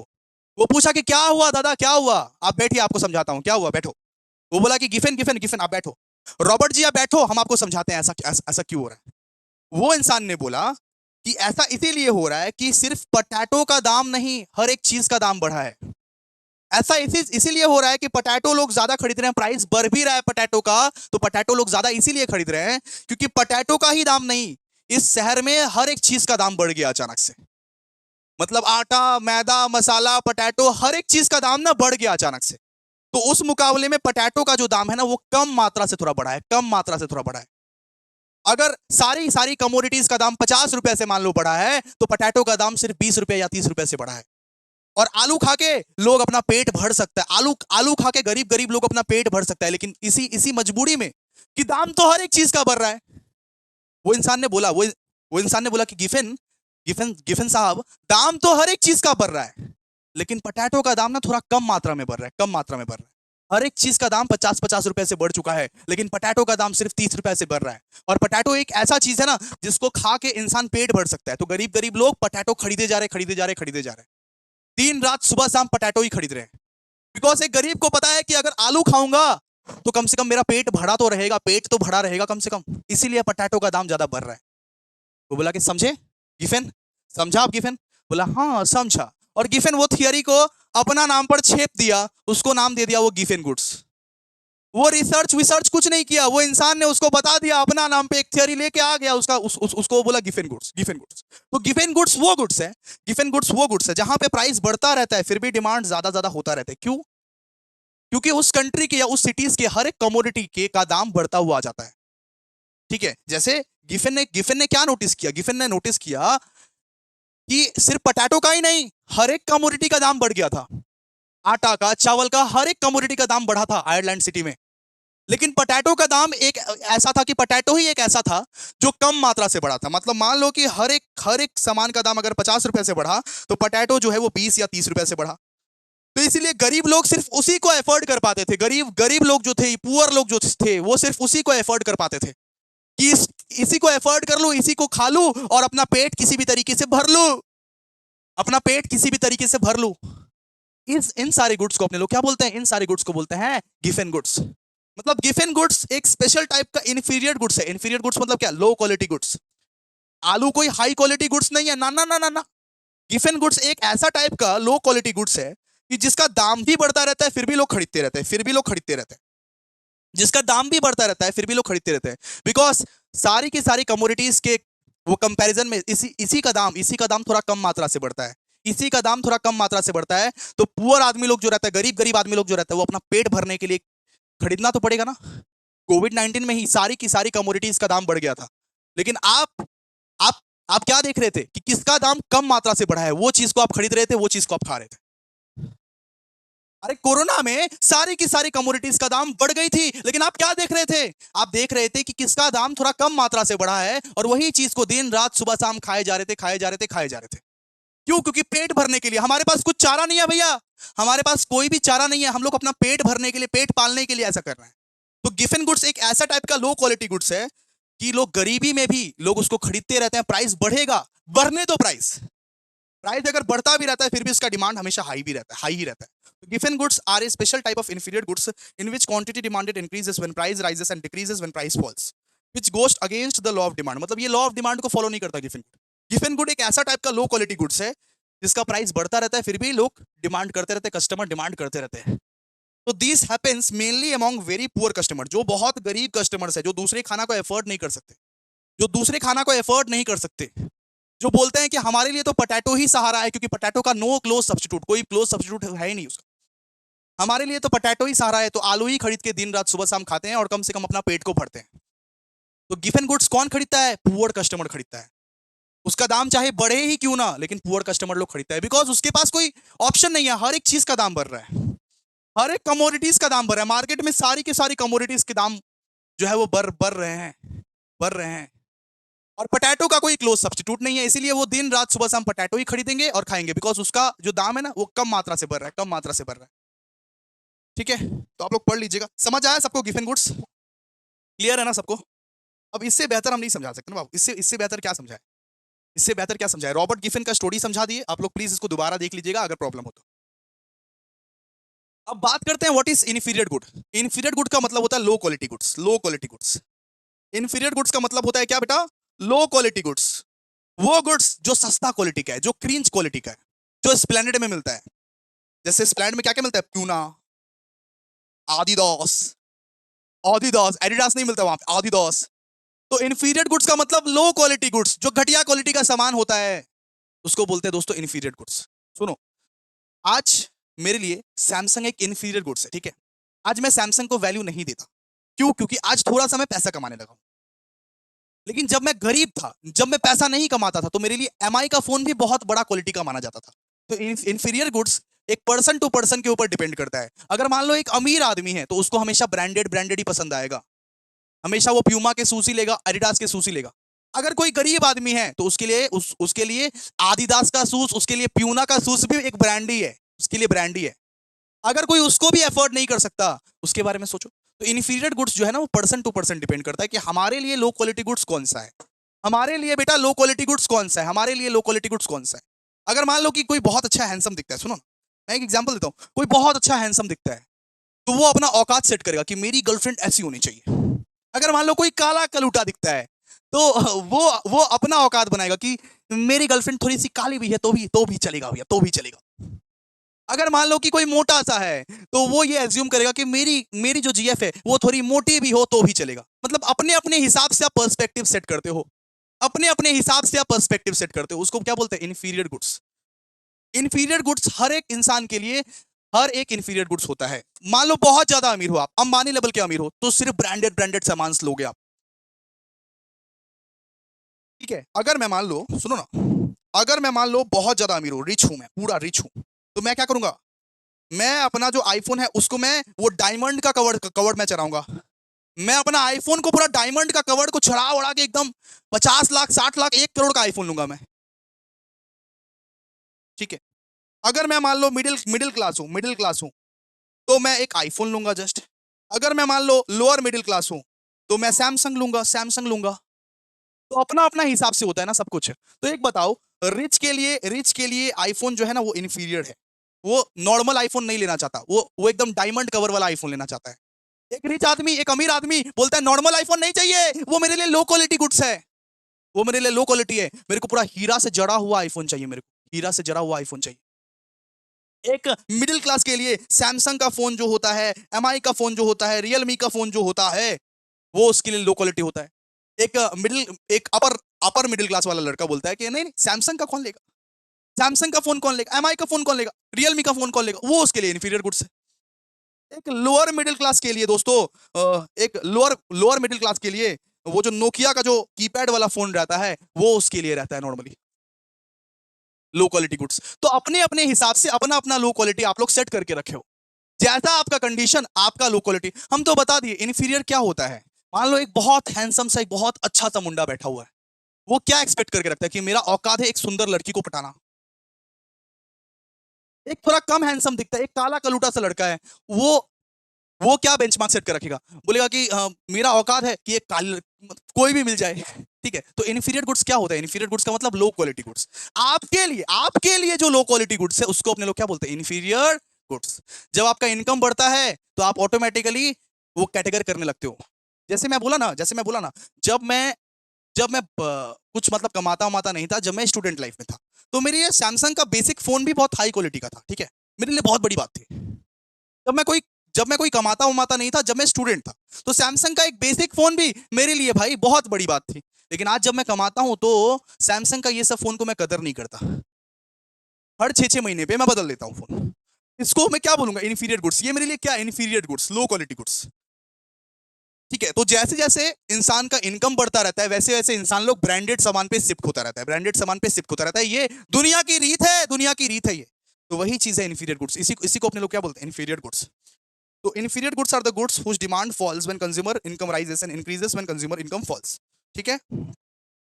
मतलब inferior goods का मतलब क्या होता है? Low quality goods. इसका इसका जो डिमांड है वो तब बढ़ता है जब इनकम आपका राइज होता है, और इसका डिमांड जो है वो तब कमता है जब इनकम आपका लेस होता है। मान लीजिए कमा रहा हूँ 1 लाख रुपए, अगर अगर कल को कुछ हो गया, कल को मैं 20,000 रुपए कमा लिया, तो वापस तो मेरे को लो क्वालिटी गुड्स ही खरीदना पड़ेगा, वापस तो मेरे को वही लो क्वालिटी गुड्स खरीदना पड़ेगा ना। तो आपके लिए कौन सा लो क्वालिटी गुड्स है उसको अपने लोग क्या बोलते हैं? इन्फीरियर गुड्स, ठीक है। ठीक है ना? ठीक है ना भाई? एक बार प्लीज चैट बॉक्स में बताइए समझ में आ रहा है कि नहीं आ रहा है। फिर बताएंगे इलास्टिसिटी ऑफ डिमांड, ठीक है। इलास्टिसिटी ऑफ डिमांड सीखने के लिए आपको ना कंसेप्ट देना पड़ेगा मेरे को, ऐसे हम लोग नहीं सिखा सकते। इलास्टिसिटी ऑफ डिमांड कंसेप्ट देना पड़ेगा। वेट, तो इलास्टिसिटी ऑफ डिमांड अपने लोग स्टार्ट कर रहे हैं कंसेप्ट, ठीक है। एक बार कंसेप्ट दे दूंगा आप लोगों को, हर एक क्वेश्चन बनेगा दोस्तों इलास्टिसिटी ऑफ डिमांड का, हर एक क्वेश्चन बनेगा दोस्तों, मेरा वादा है। हर एक क्वेश्चन बनेगा। Elasticity of demand. तो इलास्टिसिटी का मतलब होता है कि आपका डिमांड कितना सेंसिटिव है, कितना सेंसिटिव है। आपका आपका डिमांड कितना रिस्पॉन्ड करता है, आपका डिमांड कितना रिस्पॉन्ड करता है। आपको नहीं समझ में आया ना? देखिए, आपने मुझसे मुझसे कहा, आपने मुझसे एक दिन आके आके कहा कि अभिषेक सर, आपने तो सिखाया है कि जब जब प्राइस बढ़ता है तब डिमांड कम जाता है। आपने तो हमको सिखाया अभिषेक सर कि जब प्राइस कमता है डिमांड बढ़ जाता है। मैंने बोला हाँ सिखाया हूं मैं। एक हौला आया अचानक से और बोला कि अभिषेक सर ये बताइए कि आपने बोला था कि जब प्राइस बढ़ता है तो डिमांड कम जाता है। आपने बोला था जब प्राइस कमता है डिमांड बढ़ जाता है। मैं बोला हाँ मैंने बोला था, बेशक बेशक मैंने बोला ये बात। वो वो पूछा फिर, वो पूछा फिर, सर कितने से, सर कितने से। आप बोल रहे हो कि प्राइस बढ़ता है तो डिमांड कम जाता है, प्राइस कमता है तो डिमांड बढ़ जाता है, लेकिन सर कितने से, एग्जैक्ट नंबर बताओ। सिर्फ बताने से नहीं होता, सिर्फ ढॉपेड चॉप देने से नहीं होता कि प्राइस बढ़ जाता है डिमांड कम जाता है, प्राइस घट जाता है डिमांड बढ़ जाता है। सर एक्यूरेट फिगर बताओ, कितने से बढ़ेगा या कितने से कमेगा, कितना प्राइस बढ़ने से कितना डिमांड घटेगा, कितना प्राइस कमने से कितना डिमांड बढ़ेगा, कितने से सर, एक्यूरेट फिगर तो बताओ। मैं सोच में पड़ गया भाई, बच्चा तो सही बोल रहा है। हम लोग तो खाली सिखाते हैं कि प्राइस बढ़ने से डिमांड घटेगा, प्राइस घटने से डिमांड बढ़ेगा, कितने से बढ़ेगा कितने से घटेगा। तो वो प्रॉपरली डिपेंड करता है इलास्टिसिटी ऑफ डिमांड पे कि आपका जो प्रोडक्ट है वो कितना सेंसिटिव है, आपका जो सामान है कितना इलास्टिक है। इलास्टिक इलास्टिक इलास्टिक वाला पैंट यूज करते हो क्या? इलास्टिक वाला पैंट, इलास्टिक वाला पैंट यूज करते हो क्या? उसको खींच के देखना वो इलास्टिक है कि नहीं। तो आपका जो सामान है वो कितना इलास्टिक है, क्या वो इलास्टिक है, या वो इलास्टिक बहुत ज्यादा है, या वो इलास्टिक बहुत कम है। आपका जो ये सामान है, मान लो ये जो सामान है वो कितना इलास्टिक है। अरे इलास्टिक है ही नहीं, इलास्टिक है ही नहीं। इसका मतलब होता है दोस्तों इलास्टिसिटी ऑफ डिमांड। इसीलिए अपने लोग पढ़ते हैं इलास्टिसिटी ऑफ डिमांड, कि आपका जो सामान है वो कैसा रिस्पॉन्ड कर रहा है एक मार्केट में, कितना सेंसिटिव है। प्राइस के थोड़े से चेंज हो जाने की वजह से डिमांड कितना इंपैक्ट पड़ रहा है, प्राइस का हल्का चेंज हो गया तो डिमांड का कितना इंपैक्ट पड़ा, उसको अपने लोग क्या बोलते हैं, इलास्टिसिटी ऑफ डिमांड। तो वो बच्चा को मैं आंसर दे पाया। सुन, अगले क्लास में इलास्टिसिटी ऑफ डिमांड का टॉपिक पढ़ाऊंगा, आ जाइए, उसमें मैं बताऊंगा कि प्राइस बढ़ता है तो डिमांड घटता है, और प्राइस घटता है डिमांड बढ़ता है, कितने से कितने से, वो मैं बताऊंगा इलास्टिसिटी ऑफ डिमांड के टॉपिक पे, इलास्टिसिटी ऑफ डिमांड के टॉपिक पे। तो सबसे पहला इलास्टिसिटी ऑफ डिमांड में अपने लोग पढ़ते हैं दोस्तों प्राइस इलास्टिसिटी। किसके, क्या क्या सर, क्या सर, क्या sir, price elasticity. Elasticity of demand के बहुत सारे टाइप्स होते हैं बेटा, बहुत सारे टाइप्स होते हैं। सबसे पहले अपने लोग पढ़ते हैं दोस्तों प्राइस इलास्टिसिटी। आप लोग सुनते जाओ, ये सारे के सारे क्वेश्चंस बन जाएंगे, ये सारे के सारे क्वेश्चंस देखो ना, सारा का सारा इलास्टिसिटी वाला ही क्वेश्चन, इलास्टिसिटी वाला ही क्वेश्चन है सारा का सारा। ठीक है, तो सबसे पहले पहले अपने लोग पढ़ते हैं प्राइस इलास्टिसिटी। तो देखो, जैसे कि आप लोगों को पता है कि प्राइस इलास्टिसिटी का मतलब क्या होता है, कि प्राइस के वजह से डिमांड कितना अफेक्ट हो रहा है, प्राइस के वजह से डिमांड कितना अफेक्ट हो रहा है। तो इसको अपने लोग ऐसे करके लिख सकते हैं क्या, इसका लॉजिक क्या है, लॉजिक एक बार लॉजिक लिखो ना, प्राइस इलास्टिसिटी का लॉजिक आप लोग लिखो। देखो लॉजिक, प्राइस इलास्टिसिटी ये कहता है कि प्राइस के वजह से, सुनो, प्राइस के वजह से, प्राइस के वजह से डिमांड कितना अफेक्ट होता है, प्राइस के वजह से डिमांड कितना अफेक्ट हो रहा है, डिमांड कितना अफेक्ट होता है। ठीक है, प्राइस के वजह से डिमांड कितना अफेक्ट होता है, मतलब कि डिमांड है यहां पे मान लो, और डिमांड के पुच्छी में कौन आग लगाता है, प्राइस आग लगाता है। मतलब प्राइस के वजह से, प्राइस के वजह से डिमांड कितना अफेक्ट हो रहा है, उसको अपने लोग बोलते हैं प्राइस इलास्टिसिटी। इसको इंग्लिश में कैसे करके लिख सकते हैं, इसको इंग्लिश में लिख सकते हैं price is the basis affecting demand. आप लोग मैथ्स, आप लोग क्लास 10 तक मैथ्स आप पढ़े हो ना, मैथ्स आप पढ़े हो ना क्लास 10 तक? हाँ भैया, हमको तो डर लगने लगा। तो आप ये बताइए कि बेसिस का मतलब क्या होता है, बेसिस, बेसिस का मतलब, ये जो बेसिस लिखा हुआ है, बेसिस का मतलब होता है base. Price is the basis affecting demand, मतलब प्राइस बेस में रहेगा, डिमांड ऊपर रहेगा। तो प्राइस इलास्टिसिटी का मतलब होता है कि प्राइस के वजह से डिमांड कितना अफेक्ट होता है, एक प्राइस के वजह से, एक प्राइस चेंज हो जाने की वजह से डिमांड कितना अफेक्ट होता है, डिमांड कितना अफेक्ट होता है। इसको अपने लोग क्या बोलते हैं, प्राइस इलास्टिसिटी, प्राइस इलास्टिसिटी, कि प्राइस के वजह से डिमांड कितना अफेक्ट होता है। यहां पे हम लिखवा भी दिए कि price is the basis affecting demand, मतलब प्राइस हमेशा बेस में रहता है, बेस में मतलब, बेस का मतलब नीचे रहता है, नीचू, डिमांड के नीचू। प्राइस जो है वो डिमांड को आग लगाता रहता है नीचे से। ठीक है, तो प्राइस के वजह से डिमांड कितना अफेक्ट होता है, क्या प्राइस की वजह से डिमांड बढ़ता है या प्राइस की वजह से डिमांड घटता है, उसको अपने लोग बोलते हैं दोस्तों प्राइस इलास्टिसिटी। प्राइस इलास्टिसिटी, बात समझा, समझा, कोई समझा, समझा बेटा, समझा। किसी ने क्या समझा प्राइस इलास्टिसिटी का मतलब क्या होता है? प्राइस इलास्टिसिटी का मतलब होता है कि प्राइस के वजह से डिमांड कितना इफेक्ट हो रहा है। प्राइस डिमांड के पुच्छी में जब आग लगाता है तो प्राइस के बढ़ने से या प्राइस के घटने से डिमांड कितना इफेक्ट हो रहा है। प्राइस घट गया या प्राइस बढ़ गया, उससे डिमांड पर क्या प्रभाव पड़ा, क्या इफेक्ट पड़ा, उसको अपने लोग बोलते हैं दोस्तों प्राइस इलास्टिसिटी। उसको अपने लोग बोलते हैं प्राइस इलास्टिसिटी। अब बात करते हैं income elasticity. Income elasticity, income elasticity. Income elasticity का मतलब होता है कि इनकम के वजह से डिमांड में क्या इंपैक्ट पड़ता है। इसका लॉजिक लिखिए, लॉजिक। इनकम इलास्टिसिटी का मतलब होता है के वजह से इनकम के वजह से डिमांड में क्या इंपैक्ट पड़ता है, डिमांड में क्या इंपैक्ट पड़ता है। उसका भी लॉजिक सेम ही है कि डिमांड ऊपर रहेगा और इनकम नीचे रहेगा, इनकम नीचे रहेगा। और इसका भी लॉजिक सेम ही है कि income is the basis affecting demand, income is the basis affecting demand.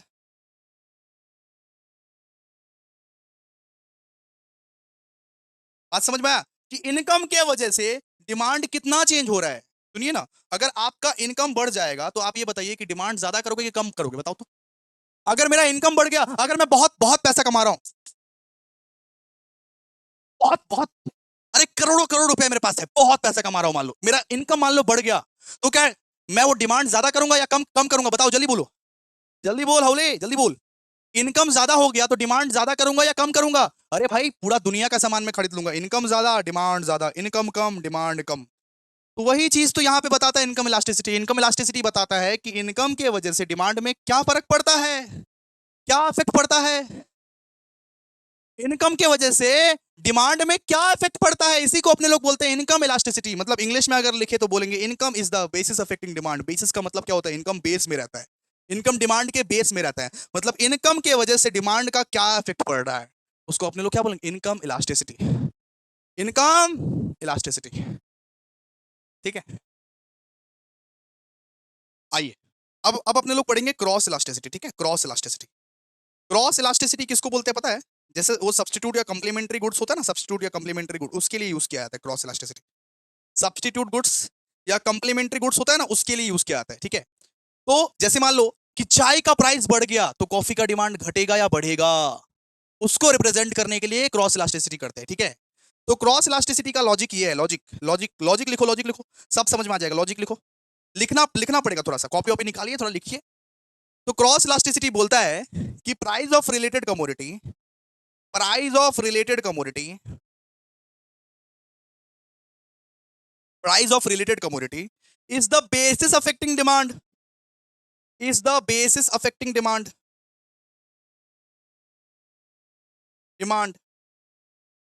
of original commodity, original commodity. इसका मतलब क्या होता है भैया, इसका मतलब क्या होता है? मान लीजिए कॉफी का प्राइस बढ़ गया, रिलेटेड रिलेटेड कमोडिटी का मतलब मान लीजिए कॉफी का जो प्राइस है वो बढ़ गया, इसके वजह से क्या हुआ, इसके वजह से टी का जो डिमांड है वो आपका बढ़ गया। मान लीजिए कॉफी वाले ने अपना दाम को बढ़ा दिया, इस वजह से लोग चाय पे शिफ्ट हो गए और चाय का जो डिमांड है वो बढ़ गया। वही चीज यहां पे बोला गया है कि अगर रिलेटेड कमोडिटी का प्राइस बढ़ जाएगा तो उससे ओरिजिनल कमोडिटी का डिमांड भी बढ़ जाएगा, उससे ओरिजिनल कमोडिटी का डिमांड भी अफेक्ट होगा। ठीक है, तो इसका फॉर्मूला ये है, देखिए ना, अगर मान, इसका फॉर्मूला ये है कि बेसिस में रहता है प्राइस ऑफ रिलेटेड कमोडिटी, ऊपर रहता है demand of original original commodity, original commodity. ठीक है, कि अगर मान लीजिए कॉफी का दाम बढ़ गया, कॉफी का दाम बढ़ गया, उससे कि चाय का डिमांड पे इफेक्ट पड़ेगा, चाय का डिमांड पे इंपैक्ट पड़ेगा। तो अगर मान लीजिए कॉफी का प्राइस बढ़ गया तो चाय का डिमांड पे इंपैक्ट पड़ेगा। हम तो लिख दिए ना, price of the related commodity जो है वो बेस में रहेगा। बेस का मतलब क्या है, नीचे में रहेगा, नीचू में रहेगा। Price of the related commodity जो है वो बेस में रहेगा of demand of original original commodity. ठीक है, क्लियर है? इसको अपने लोग क्या बोलेंगे, क्रॉस इलास्टिसिटी, क्रॉस इलास्टिसिटी। तो सब कुछ आप लोगों को समझा दिया, आइए सब कुछ आप लोगों को समझा दिया इसमें। देखिए ना, इलास्टिसिटी ऑफ डिमांड, देखिए आइए इसको पढ़िए। इलास्टिसिटी में क्या पढ़े थे? Elasticity of demand measures the degree of responsiveness of quantity demanded to its change in price. ठीक है, इनकम और अदर अदर फैक्टर्स। ठीक है, it shows how much demand changes when price changes by a certain percentage. जो समझाए वही वही चीज लिखा हुआ है यहाँ पे। तो इलास्टिसिटी ऑफ डिमांड क्या बोलता है? Elasticity of demand is the sensitiveness and responsiveness of the quantity demanded. Elasticity of demand ये बोलता है कि तुम्हारा सामान कितना रिस्पॉन्ड करता है मार्केट में, कितना इलास्टिक है तुम्हारा सामान, तुम जो सामान बेचता है मार्केट में वो कितना इलास्टिक है। और इलास्टिसिटी ऑफ डिमांड ये बताता है कि हमको पता है कंसेप्ट कि प्राइस बढ़ने से डिमांड कमता है या प्राइस घटने से डिमांड बढ़ता है, लेकिन कितने से, एग्जैक्ट कितने परसेंटेज से तुम्हारा वो डिमांड जो है वो चेंज होगा, वो कौन बताता है? Elasticity of demand. Elasticity of demand, बस ये सब लिख दीजिएगा। तो ये कंसेप्ट इंपॉर्टेंट क्यों है? ये कंसेप्ट इंपॉर्टेंट है प्राइसिंग प्राइसिंग डिसीजंस के लिए, कि ताकि आप प्राइसिंग का जो डिसीजन है वो ले पाओ, आप अपने सामान का प्राइसिंग सेट कर पाओ कि ये सामान हम कितने में बेचेंगे।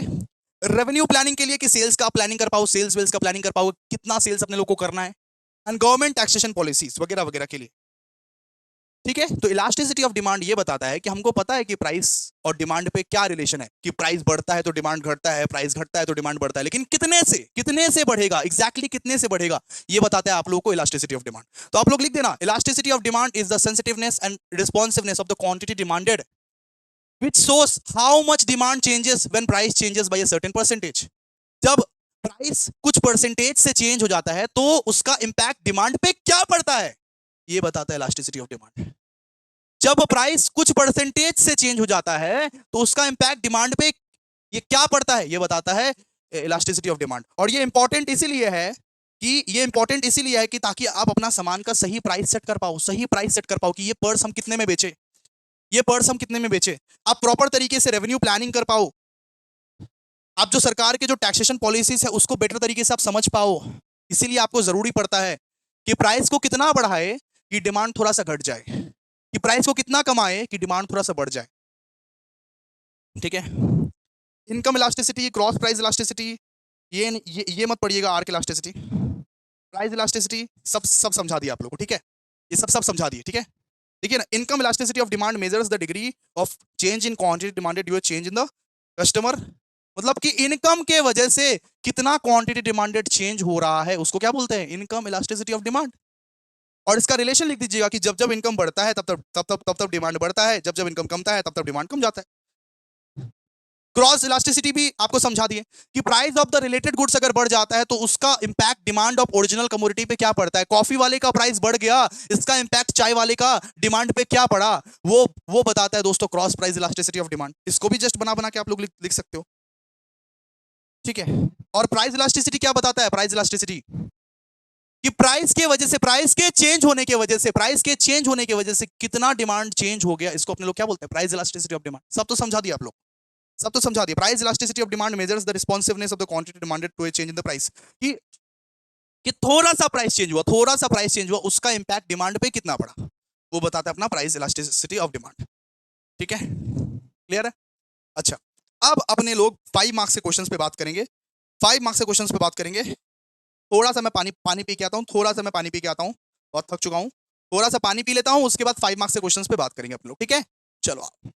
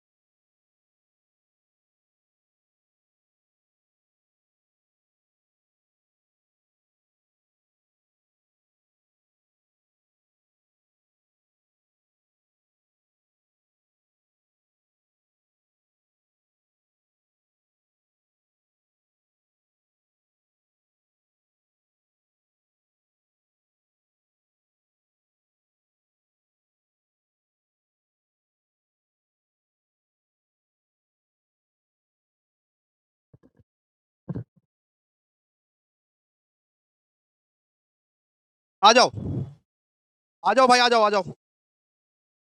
कौन कौन से फैक्टर्स है, कौन कौन से फैक्टर्स है जिस वजह से डिमांड अफेक्ट होती है। अब देखिए, अब 5 मार्क्स के क्वेश्चंस को करने वाले हैं दोस्तों, प्लीज पार्टिसिपेट करना।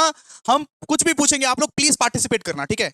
यहां पे लिखा हुआ है what are the determinants of demand, मतलब कौन कौन से ऐसे फैक्टर्स है जिस वजह से डिमांड डिस्टर्ब होती है, डिमांड अफेक्ट होती है, ठीक है। कौन कौन से ऐसे फैक्टर्स है जिस जिस वजह से डिमांड जो है अफेक्ट होती है। सबसे पहला दोस्तों, प्राइस ऑफ द कमोडिटी। ये बताइए आप लोग चैट बॉक्स में कि प्राइस बढ़ता है तो डिमांड क्या होता है, डिमांड घटता है या बढ़ता है, बताइए। प्राइस अगर बढ़ता है तो डिमांड क्या होता है भैया, प्राइस अगर बढ़ता है तो डिमांड घटता है, और प्राइस अगर घटता है तो डिमांड बढ़ता है।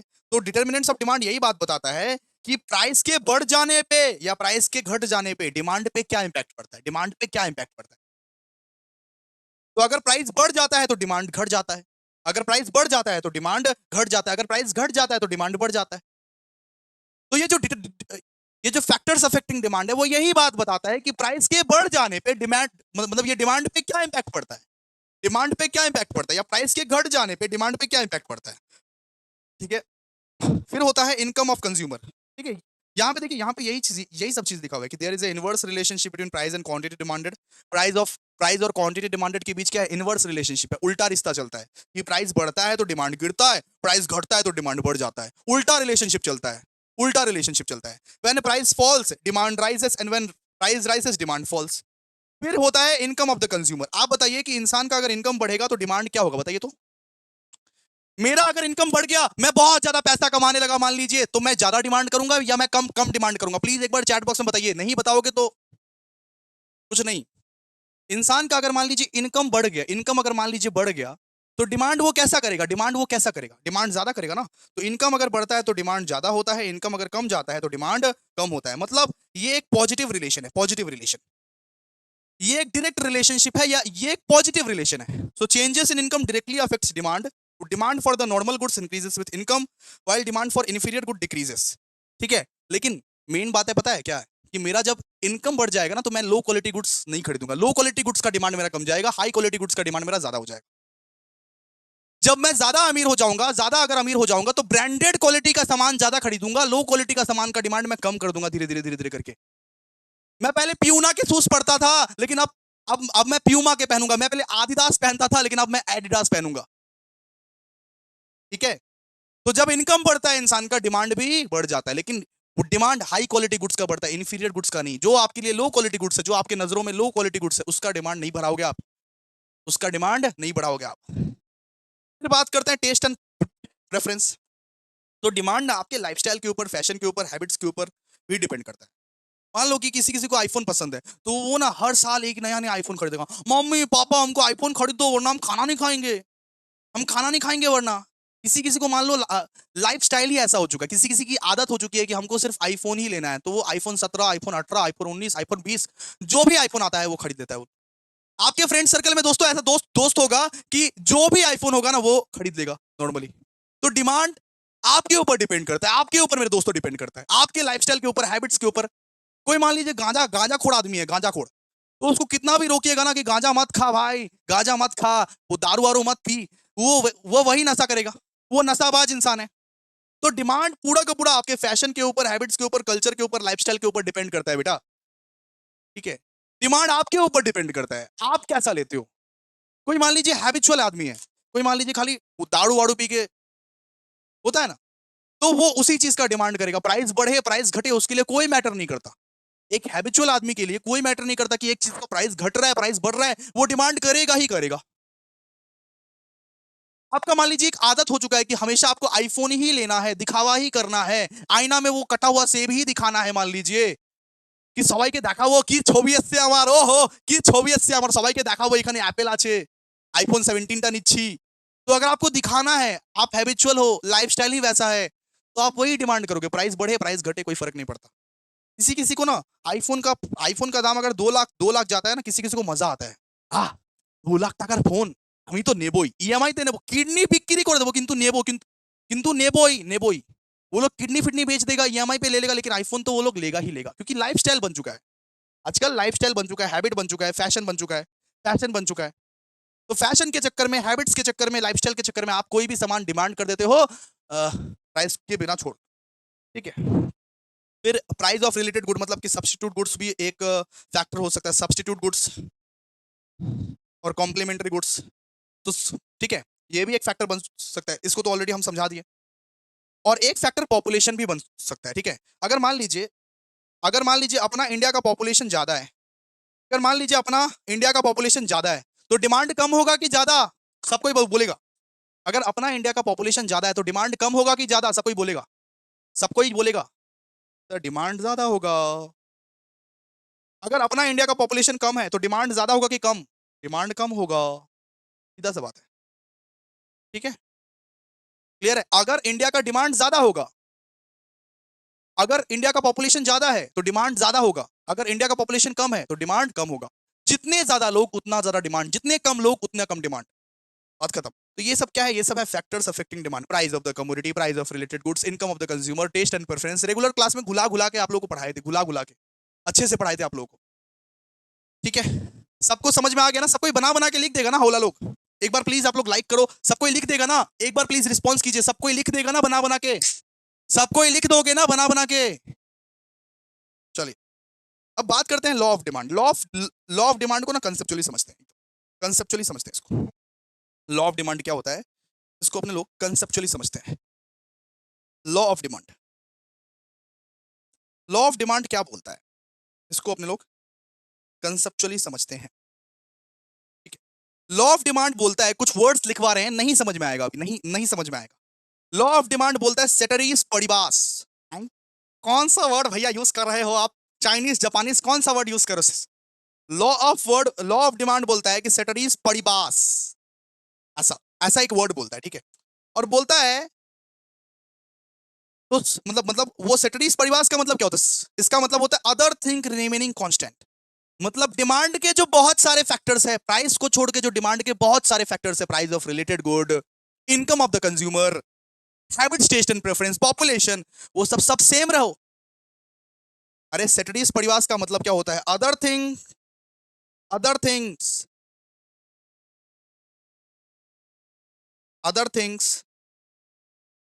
remaining constant, other thing remaining constant, only price and quantity demanded, QD का मतलब quantity demanded changes। ये बोला है कि डिमांड और डिमांड के जितने भी फैक्टर्स है, प्राइस को छोड़ के जितने भी फैक्टर्स है जो आपने लोग पढ़े ना, climate, habits, taste and preference, population, income, demand और डिमांड के जितने भी अदर फैक्टर्स है, वो कांस्टेंट रहना, वो कांस्टेंट रहना। सिर्फ प्राइस और क्वांटिटी डिमांडेड चेंज होगा।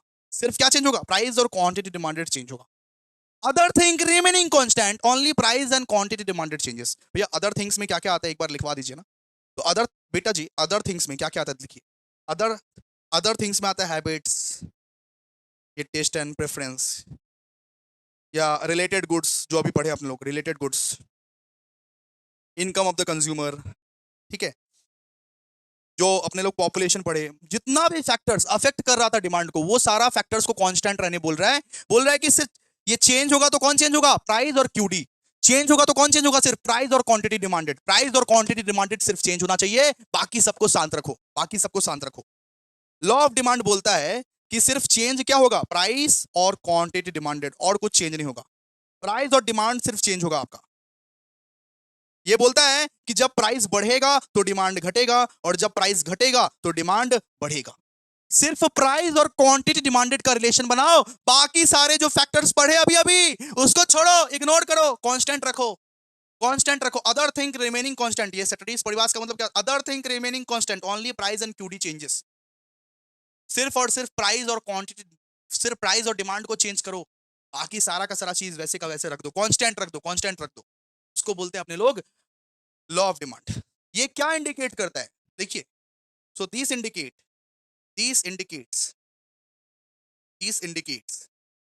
there is a inverse relationship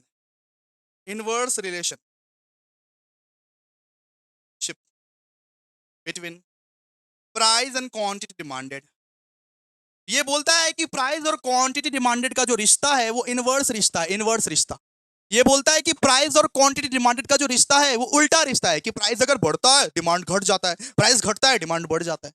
so this indicates that that there is an inverse relationship between price and quantity demanded. ठीक है, तो आपको लॉ ऑफ डिमांड पढ़ना ही नहीं पड़ा ना। लॉ ऑफ डिमांड तो आपको पढ़ना ही नहीं पड़ा, हम लोग तो लिखवा दिया आपको। आइए एक डेफिनेशन बनाते हैं, आइए। लॉ ऑफ डिमांड का डेफिनेशन क्या है? Other things.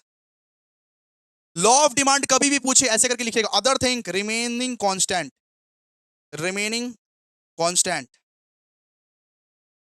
ब्रैकेट। ठीक है, एक ब्रैकेट को खोलिएगा, अदर थिंग रिमेनिंग कांस्टेंट। अभी आपको याद करवा दे रहा हूं, अभी आपको याद करवा दे रहा हूं। अदर थिंग रिमेनिंग कांस्टेंट, एक ब्रैकेट खोलिएगा। अदर थिंग्स का मतलब क्या होता है? अदर थिंग्स का मतलब होता है कि price of related goods, climate, फिर हैबिट्स, ये taste and preference, habits, taste and preference, फिर यहां पे पॉपुलेशन, और जो भी फैक्टर्स है। Other thing remaining constant, price and quantity demanded are inversely related. Price और क्वांटिटी डिमांडेड जो है वो उल्टा रिएक्ट करता है। लिखवा तो दिए, और फिर लास्ट में लिखिएगा this indicates that there is a inverse relationship between price and quantity demanded. लिखिएगा लास्ट में this indicates that there is a inverse relation between price and quantity demanded. ये पूरा का पूरा डेफिनेशन अपने लोग अपने हाथ से बना लिए, कोई संजीवनी बूटी का पढ़ने का दरकार नहीं है। अपने लोग पूरा का पूरा डेफिनेशन हाथ से बना लिया भाई, ये पूरा जो डेफिनेशन है हाथ से बना लिए। संजीवनी बूटी क्या क्या पढ़ोगे? ये डेफिनेशन का स्क्रीनशॉट मारो। Other thing remaining constant, only price and quantity demanded are inversely related, so this indicates that there is an inverse relationship between price and quantity demanded। पूरा का पूरा डेफिनेशन ये रहा, आपको बस ये लिख के आ जाना है, बस बात खत्म। तो लॉ ऑफ डिमांड तो भैया हो गया हमारा, लॉ ऑफ डिमांड तो हम लोग कर लिए। इसको स्क्रीनशॉट मारो आप लोग, स्क्रीनशॉट मारो फटाफट से। अब नेक्स्ट क्वेश्चन बोला है कि स्टेट इट अजम्पशन क्या है इसका? अजम्पशन क्या क्या चीज अज्यूम करना पड़ता है हम लोग? तो वही अज्यूम क्या क्या चीज करना पड़ेगा, वही कि जो फैक्टर्स है ना, जो फैक्टर्स है, इनकम है या टेस्ट एंड प्रेफरेंस है, रिलेटेड गुड्स है, उसमें कोई चेंज नहीं आया है। तो अजम्पशन में क्या क्या आप लिख सकते हो कि no change in income remains constant, फिर taste and preference remains constant, price of related good remains constant, no change in population, no future price expectations. बस हो गया कि कोई भी फैक्टर चेंज नहीं हो रहा है भाई साहब, कोई भी फैक्टर चेंज नहीं हो रहा है, बस बात खत्म। इतना ही लिखना है, इतना ही करना है, और कुछ करना है क्या? ना। फिर देखिए थर्ड वाला क्वेश्चन क्या दिया हुआ है? थर्ड वाला क्वेश्चन बहुत इजी है। देखिए, why does a demand curve have negative slope? Demand curve का नेगेटिव स्लोप क्यों है? मतलब अगर प्राइस बढ़ता है तो डिमांड घटता ही क्यों है? डिमांड बढ़ क्यों नहीं जाता है? डिमांड कर्व का नेगेटिव स्लोप क्यों है भैया, क्यों है? बताओ, रीजन बताओ, डिमांड कर्व का नेगेटिव स्लोप क्यों है? तो सबसे पहला रीजन है law of diminishing marginal utility. देखो, एक एग्जांपल समझाने दो, वेट करो, एक एग्जांपल समझाने दो।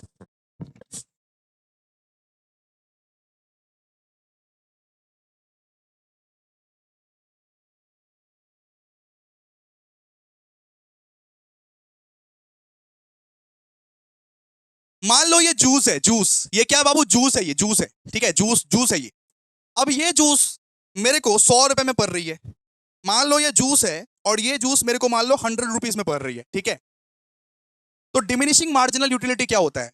मैंने जूस को पिया, मैंने एक बार पिया, और दुकानदार को 100 रुपया मैंने दे दिया, 100 रुपया मैंने दे दिया कि दुकानदार ये लो आपके 100 रुपया। मान लो कि 500 के, 500 के, ये लो आपके 500 रुपया। मैंने जस्ट एक बार जूस पिया और दुकानदार को ये 500 रुपया दे दिया। दुकानदार ने बोला कि बेटा और एक बार पिएगा क्या, और एक बार पिएगा क्या? मैं बोला पी लेता हूं, लेकिन उतना तो प्यास नहीं लगा, मेरा प्यास तो मिट चुका बेटा मेरा प्यास तो मिट चुका। एक जूस मैं 500 रुपया खर्चा किया अभी, तो उतना प्यास तो वापस मेरे को नहीं लगा, मेरा प्यास तो मिट चुका। लेकिन दुकानदार बहुत रिक्वेस्ट किया, अरे भाई साहब पी लो ना, और एक जूस पी लो ना, क्या दिक्कत है, हम आपको 100 रुपए में दे देंगे, हम आपको सेकंड वाला जूस जो है वो 100 रुपए में दे देंगे। हम बोले ठीक है, 100 रुपए में दे रहा तो पिला दो, भूख तो नहीं लगा, पिला दो, पी लिए। जब इसको मैंने पिया तो वापस दुकानदार, हौला जो दुकानदार था वो रिक्वेस्ट करने लगा, सर और एक जूस पी लीजिए ना, हम आपको 50 में दे देंगे, हम आपको 50 में दे देंगे, थर्ड क्वांटिटी का जूस जो है हम आपको 50 में दे देंगे, और एक तो जूस जूस पी लीजिए। मेरे मेरे मन में और लालच पड़ा कि सस्ता हो रहा है तो हम जूस पीते जा रहे हैं, पीते जा रहे हैं, पीते जा रहे हैं। मेरे को भूख नहीं लगा, मेरे को प्यास नहीं लगा, मेरा प्यास मिट चुका है, लेकिन ये इतना रिक्वेस्ट कर रहा है, बोल रहा है 85 रुपए में दे देगा, तो हम पी लिए। ठीक है। अब वो दुकानदार बोल रहा है कि हम आपको 10 रुपए में दे रहे हैं। हम बोला भाई सुन, अब मेरे पेट में जगह नहीं है, कितना पीऊं, कितना कितना पीऊं, अब मेरे पेट में जगह नहीं है। जबरदस्ती करने लगा भाई। वो वो बोला कि भाई 10 रुपए में दे रहा हूं, पी ले, 10 रुपए में दे रहा हूं, पी ले। तो मैं बोला ठीक है, 10 रुपए में ही तो दे रहा है ना, हम पी लेते हैं। अब पांचवा बार बोला कि हम फ्री में दे रहे हैं, फ्री में दे रहे हैं, एकदम फ्री में। बोला क्या हौला दुकानदार है भाई, क्या क्या हौला दुकानदार है, मेरा पेट फुल हो गया जूस पीते पीते, कितना जूस पीऊं। अरे पहला वाला ग्लास तूने 500 में दिया, फिर 100 में दिया, फिर 50 में दिया, फिर 10 में दिया, अब तो प्राइस जीरो, अब तो मुफ्त में दे रहा है, कितना हौला है तुम। ऐसा होता नहीं है, लेकिन हम इसके लॉजिक के ऊपर हम बात करेंगे, थियरी ऑफ कंज्यूमर बिहेवियर पे। ठीक है। लास्ट वाला ग्लास वो बोला कि फ्री में है भाई, भाई पीना ही पड़ेगा, फ्री में है। हम बोला फ्री में है तो पी लेता हूँ, पी लेता हूँ बेटा। और जब पिया, इस बार मेरे को उल्टी जा गई। तो यहाँ पे law of diminishing marginal utility यही बोलता है कि जब प्राइस कमता है ना तो ही आप डिमांड करते हो, वरना आप डिमांड नहीं करोगे ना। एक एक सिप लेने के बाद आपका पेट भरता जाता है, भरता जाता है, भरता जाता है, आप लोअर प्राइस में फिर खरीदते हो उसको, आप कम दाम में खरीदते हो उसको, आप ज्यादा दाम में नहीं खरीदते हो उसको। ठीक है। Law of diminishing marginal utility बोलता है कि as consumption increases the additional satisfaction from each extra units falls. आपका जो सेटिस्फैक्शन है वो फॉल करता है। आप मान लो रेगिस्तान के धूप में भटक रहे हो, रेगिस्तान के धूप में भटक रहे हो, बहुत ज्यादा गर्मी लग रहा है, आपको प्यास लगी है, प्यास, पानी पानी पानी। रेगिस्तान की धूप में भटक रहे हो, कहीं पे भी पानी का दुकान नहीं है, आपको प्यास लगी है, तो आप उस पानी के लिए 1000 रुपए भी खर्चे कर दोगे, आप उस 20 का बॉटल के लिए 1000 रुपए भी खर्चा कर दोगे। ठीक है। लेकिन मान लो कि आपके घर के पास पानी अवेलेबल है, आपको प्यास भी नहीं लगी है, तो उसके लिए आप 2 रुपया ना खर्च करो, उसके लिए आप 2 रुपया ना खर्च करो, अरे पानी तो अवेलेबल है मेरे घर में। तो जरूरत के हिसाब से प्राइस को बढ़ाया जाता है दोस्तों, जरूरत के हिसाब से। अगर मान लो पानी का दुकान कहीं पे भी अवेलेबल नहीं है तो आप सर्वाइव कैसे करोगे। तो कोई भी पानी का दुकान मिल जाए ना, उसके लिए आप 10-10 हजार, 1-1 हजार देने को रेडी हो जाते हो कि भाई तू मेरे को पानी पिला दे, 1 हजार। तो आप अगर सेटिस्फाई हो चुके हैं तो एडिशनल सेटिस्फैक्शन के लिए आपका जो एक्स्ट्रा यूनिट है ना वो फॉल हो जाता है, फॉल हो जाता है, धीरे धीरे फॉल होता रहता है कि नहीं भाई मैं सेटिस्फाई हो चुका हूं, अब इतना दाम का सामान नहीं खरीदूंगा, अब हल्का हल्का कम करते जाओ, कम करते जाओ, कम करते जाओ। तो सबसे पहला तो होता है बेटा law of diminishing marginal utility की वजह से डिमांड कर्व जो है वो नेगेटिव स्लोप होता है कि प्राइस बढ़ता है, डिमांड ऑटोमेटिकली कम जाता है। नेगेटिव स्लोप क्यों होता है? Law of diminishing marginal utility की वजह से। मैं सेटिस्फाई हो चुका हूं, मेरे को सेटिस्फाई हो चुका है, मैंने पानी पी लिया है, तो एक्स्ट्रा एडिशनल पानी पीने के लिए मैं उतना ज्यादा खर्चा नहीं करूंगा। मैं पहली बार 500 खर्चा किया, दूसरी बार पानी पीने के लिए 100 खर्चा किया, तीसरी बार पानी पीने के लिए 50 खर्चा करूंगा। मैं सेटिस्फाई हो चुका हूं भाई, मेरे को नहीं चाहिए ये 500 का पानी। तो सबसे पहला कारण होता है दोस्तों law of diminishing marginal utility. दूसरा होता है substitution effect. Substitution effect, when price of a goods falls it becomes cheaper compare to substitutes. ठीक है। आप लोग बोलो, एक बात आप लोग बोलो, मैं आपको बताना चाहता हूं। मान लो कि एक टीचर 5 हजार में अपना कोर्स बेच रहा है, वो भी बहुत अच्छा है, वो भी बहुत अच्छा है। एक टीचर मान लो 5 हजार में अपना कोर्स बेच रहा है, एकदम वो सच सच बताना। और दूसरा दूसरा टीचर 1000 में कोर्स बेच रहा है, लेकिन वो भी बेस्ट है। मतलब बेटा मैं बोल रहा हूं कि बेस्ट ये भी है और बेस्ट ये भी है, तो आप किसको किसको चुनोगे बताओ तो। एक टीचर 5 हजार में अपना कोर्स बेच रहा है, वो बेस्ट है, और एक टीचर 1000 रुपए में अपना कोर्स बेच रहा है, वो भी बेस्ट है। तो आप किसको चुनोगे? ऑनेस्टली बताना, ऑनेस्टली। दोनों ही बेस्ट है, दोनों ही सेम सेम लेवल पे है, दोनों ही सेम लेवल पे, दोनों का ही लेवल सेम है, कुछ भी अंतर नहीं, कुछ भी अंतर नहीं, दोनों का लेवल सेम है, दोनों अपने अपने लेवल पे बेस्ट है। एक टीचर 5 हजार में बेच रहा है, एक 1000 में बेच रहा है, किसको आप चुनोगे बताओ? सर 1000 वाले को चुनोगे। इसीलिए डिमांड कर्व नेगेटिव स्लोप जाता है, इसीलिए इसीलिए सब्स्टिट्यूशन इफेक्ट की वजह से ही डिमांड कर्व जो है नेगेटिव स्लोप जाता है। ठीक है।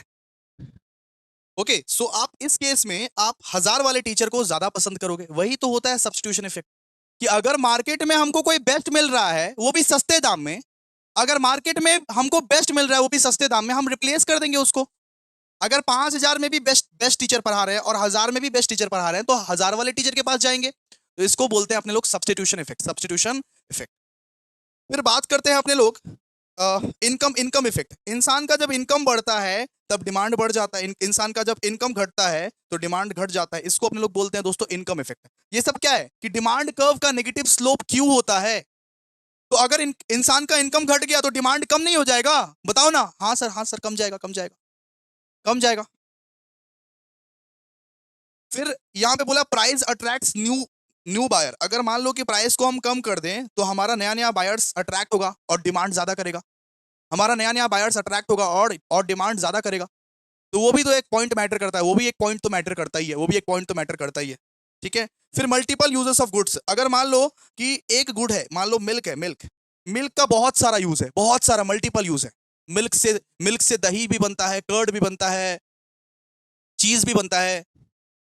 अगर एक मिल्क बोल के सामान है उसका बहुत सारा सब्स्टिट्यूट्स अवेलेबल है, गुड्स अवेलेबल है, तो उसको लोग खरीदेगा ही खरीदेगा। उसका उसका प्राइस हमेशा कम ही रहेगा क्योंकि उसके बहुत सारे एक एक गुड से बहुत सारा सामान। ठीक है।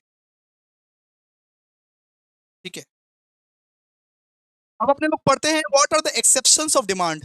मतलब वो कौन सा सिचुएशन रहता है भैया, वो कौन सा सिचुएशन रहता है जहां पे डिमांड बढ़ता रहता है फिर भी प्राइस बढ़ता है। जहां पे प्राइस बढ़ता रहता है फिर भी डिमांड बढ़ता है, जहां पे प्राइस घटता रहता है फिर भी डिमांड घटता है। वो कौन सा सिचुएशन रहता है कि जहां पे प्राइस बढ़े जा रहा है, बढ़े जा रहा है, बढ़े जा रहा है, लेकिन फिर भी डिमांड ये बढ़े जा रहा है। वो कौन सा सिचुएशन रहता है जहां पे लॉ ऑफ डिमांड अप्लाई नहीं होता। वो कौन कौन से गुड्स है भैया जहां पे लॉ ऑफ डिमांड अप्लाई नहीं होता। सबसे पहले तो आप लोगों को पढ़ा दिए थे Giffen Giffen goods, Robert Giffen का कहानी, कि जब आपके सारे के सारे कमोडिटीज के प्राइस महंगे हो रहे हैं तब आप लोग ये देखते हो कि कौन सा सामान का, वो पटैटो का दाम थोड़ा सा भी महंगा महंगा हो रहा है तो उसको खरीद लेते हैं।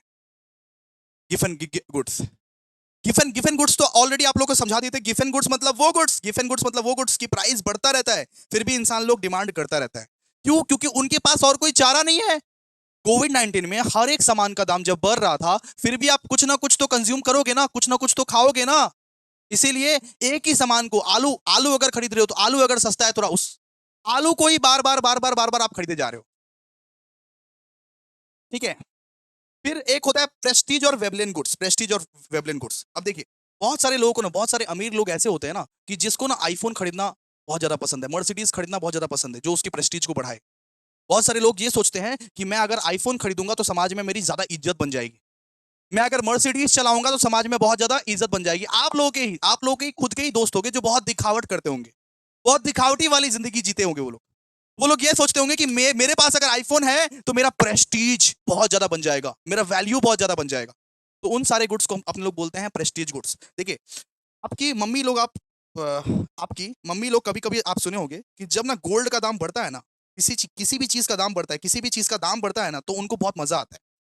मम्मी पापा अपना भी माइंडसेट ऐसा ही है। कोई भी ट्यूशन अगर मान लीजिए 10,000 में पढ़ा रहा है तो आप लोग ये सोचते हो कि भैया वो 10,000 में पढ़ा रहा है, अच्छा ही पढ़ाता होगा। अरे वो 10,000 में पढ़ा रहा है, अच्छा ही पढ़ाता होगा। कोई भी ट्यूशन, मैं ही अगर मान लूं मैं 1199 में पढ़ाता हूँ ना, बहुत सारे बच्चे ये सोचते हैं कि अभिषेक सर अच्छा नहीं पढ़ाते होंगे, गंदा पढ़ाते होंगे अभिषेक सर, इसीलिए 1199 चार्ज करते हैं फुल सेमेस्टर का। और जो और जो ट्यूशन में 20-20 हजार लेते हैं और वहां पे खाली नाच गाना मस्ती 4-4 घंटा ट्यूशन, ये होता है उन लोगों को बड़ा मजा आता है कि हमारे ट्यूशन में तो 20-20 हजार रुपए में सर जी पढ़ा रहे हैं, वहां पे डांस भी करवाते हैं, म्यूजिक भी करवाते हैं, वो सब बड़ा मजा आता है। तो इंसान लोगों का ना माइंडसेट ऐसा हो चुका है कि महंगा सामान देखेंगे तो बोलेंगे बहुत हाई क्वालिटी का सामान है, सस्ता सामान देखेंगे बोलेंगे नहीं नहीं अच्छा अच्छा क्वालिटी नहीं है। अपना इंडियन लोकल मार्केट क्या कम है क्या? इंडिया का जो लोकल मार्केट है उसका सामान कितना अच्छा अच्छा होता है, फिर भी अपने लोग ब्रांडेड की तरफ शिफ्ट होते हैं।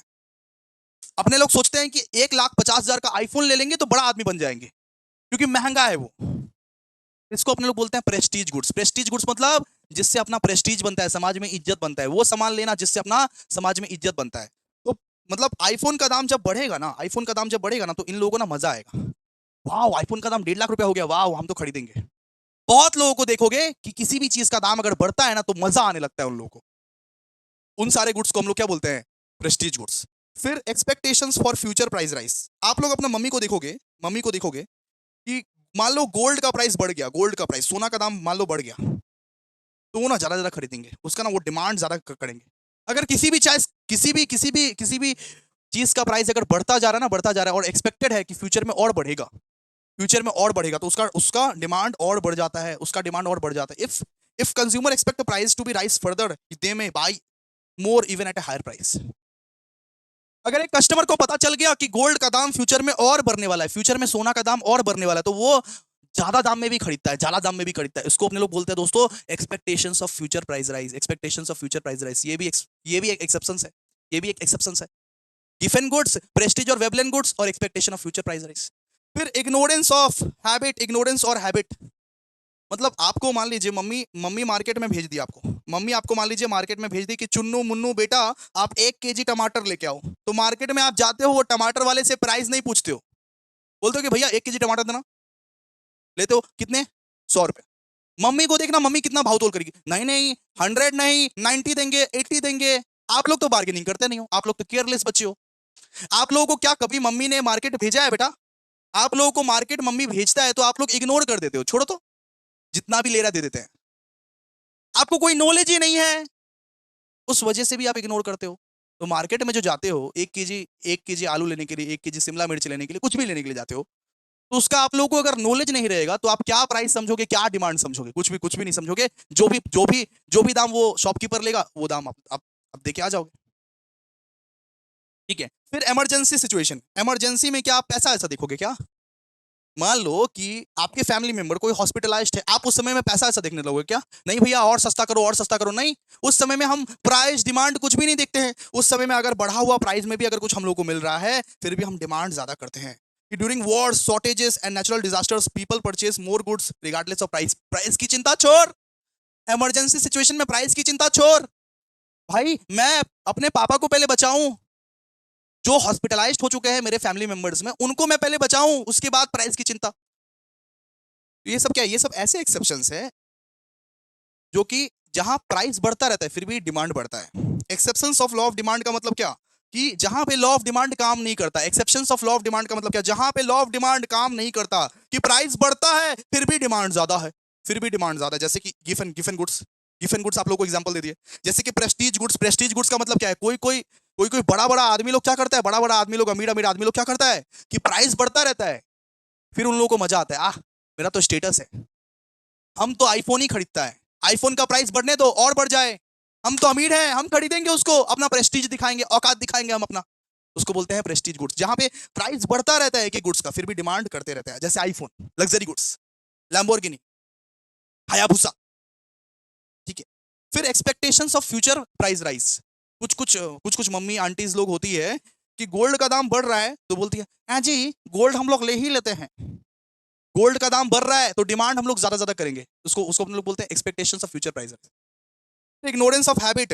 आप लोगों का हैबिट है ना कि मार्केट में जाते हो, मम्मी कुछ भी सामान लेने के लिए भेज दी, मार्केट में जाते हो दाम वाम नहीं पूछने का है कि भैया 1 kg आलू आलू आलू दे देना, कितना रुपया? 200 रुपया। आज 200 का ही बात है, 200 ये लो भैया 500। मार्केट में गए, मार्केट में जाके बोले भैया आलू 1 kg कितना? 200 ये लो भैया 500, रखो रखो कोई दिक्कत नहीं, हमारे पास बहुत बहुत ऐसा भैया। इसको बोलते हैं इग्नोरेंस। आप इग्नोर करते हो, आपको फर्क नहीं पड़ता, मुझे फर्क नहीं पड़ता। और इमरजेंसी सिचुएशन, इमरजेंसी सिचुएशन मतलब कोई इमरजेंसी सिचुएशन जो हो, वॉर, शॉर्टेजेस, नेचुरल डिजास्टर, जहां पे प्राइस का कोई फर्क नहीं पड़ता। मतलब आपके फैमिली मेंबर्स मान लीजिए हॉस्पिटलाइज्ड होंगे तो आप क्या प्राइस प्राइस देखने जाओगे क्या? बिल्कुल भी नहीं भाई, बिल्कुल भी नहीं। ठीक है। अब देखिए इसको आप लोग पढ़ना, इसको हम सप्लाई के साथ कवर करेंगे। इस वाले क्वेश्चन को हम सप्लाई के साथ कवर करेंगे। ठीक है। सप्लाई का वीडियो अलग अलग आएगा। इस वाले क्वेश्चंस को, एक्सपांशन एंड कॉन्ट्रैक्शन को हम सप्लाई के साथ कवर करेंगे। ठीक है। एक्सपांशन एंड कॉन्ट्रैक्शन को हम लोग सप्लाई के साथ कवर करेंगे।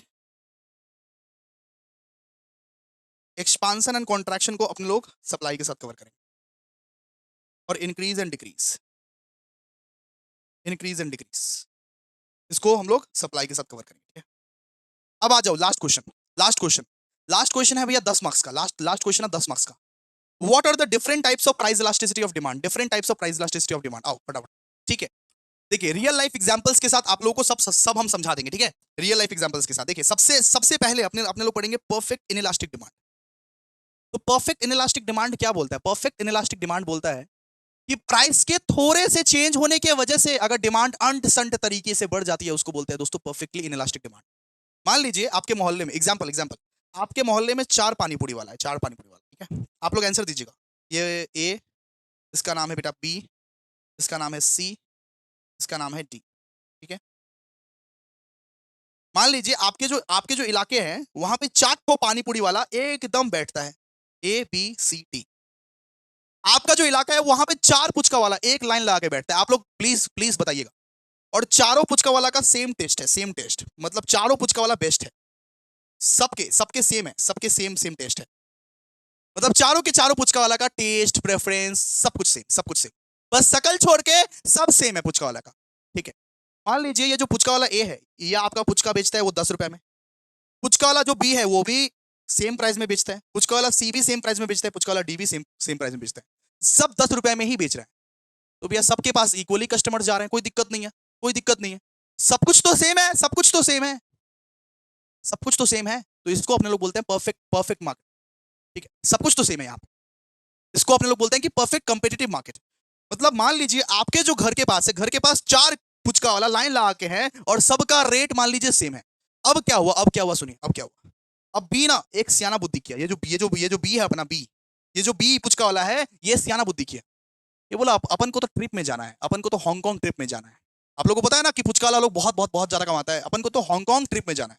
ये ज्यादा नहीं, ये ट्रिप में जाने के लिए, ये बी ट्रिप में जाने के लिए अपना प्राइस थोड़ा सा इंक्रीज कर दिया। अपना प्राइस 11 रुपए कर दिया, 1 रुपया बढ़ा दिया। ठीक है, ये बी ने बोला कि अपन को तो हांगकांग ट्रिप में जाना है, तो उसके लिए ये 10 से 11 रुपया कर दिया बस। आप किसके पास खाओगे, बताओ तो। आप किसके किसके पास से खाओगे? क्या आप बी से अभी भी पुचका खाओगे? आप बी से अभी भी पुचका खाओगे? ना भैया ना, बी से नहीं खाएंगे। बी तो 1 रुपया बढ़ा दिया। अगर सेम टेस्ट है, सेम प्रेफरेंस है, सेम चीज है, आप लोग प्लीज कमेंट करके बताना, क्या बी से आप अभी भी खाओगे पुचका? नहीं। जब सबका ही सेम टेस्ट है, सेम प्रेफरेंस है, सेम कुछ है, सबको अगर सेम बना रहा है, जिसका टेस्ट भी सेम, ये भी सेम, वो भी सेम, सब कुछ सेम, तो हम 1 रुपया ज्यादा देके भी क्यों खाए? एक रैशनल कस्टमर क्या सोचेगा? जिसके पास दिमाग है। जो आलतू फालतू इंसान जिसके पास दिमाग नहीं है वो तो इधर ही जाएगा। जो नशाबाज इंसान सब है वो तो इधर ही जाएगा। ठीक है, जो इसके साथ, जो मान लो कि कोई बी का गर्लफ्रेंड है, बी का मान लो गर्लफ्रेंड है, वो तो इधर ही जाएगा। लेकिन जो रैशनल इंसान है वो कहां से खाएगा? वो बोलेगा कि अगर सब कुछ सेम है भैया, सेम टेस्ट, सेम प्रेफरेंस, तो हम 1 रुपया ज्यादा क्यों दे? 1 रुपया ज्यादा क्यों दे? हम नहीं देंगे 1 रुपया ज्यादा। हम 10 रुपए में ही पुचका खाएंगे। हम ए और सी और डी से खा लेंगे। हम 10 रुपए में ही पुचका खा लेंगे, वो बोलेगा। मतलब प्राइस थोड़ा सा क्या चेंज किया, सुनिए ना, बी ने प्राइस थोड़ा सा क्या चेंज किया, डिमांड सीधा 0 हो गया।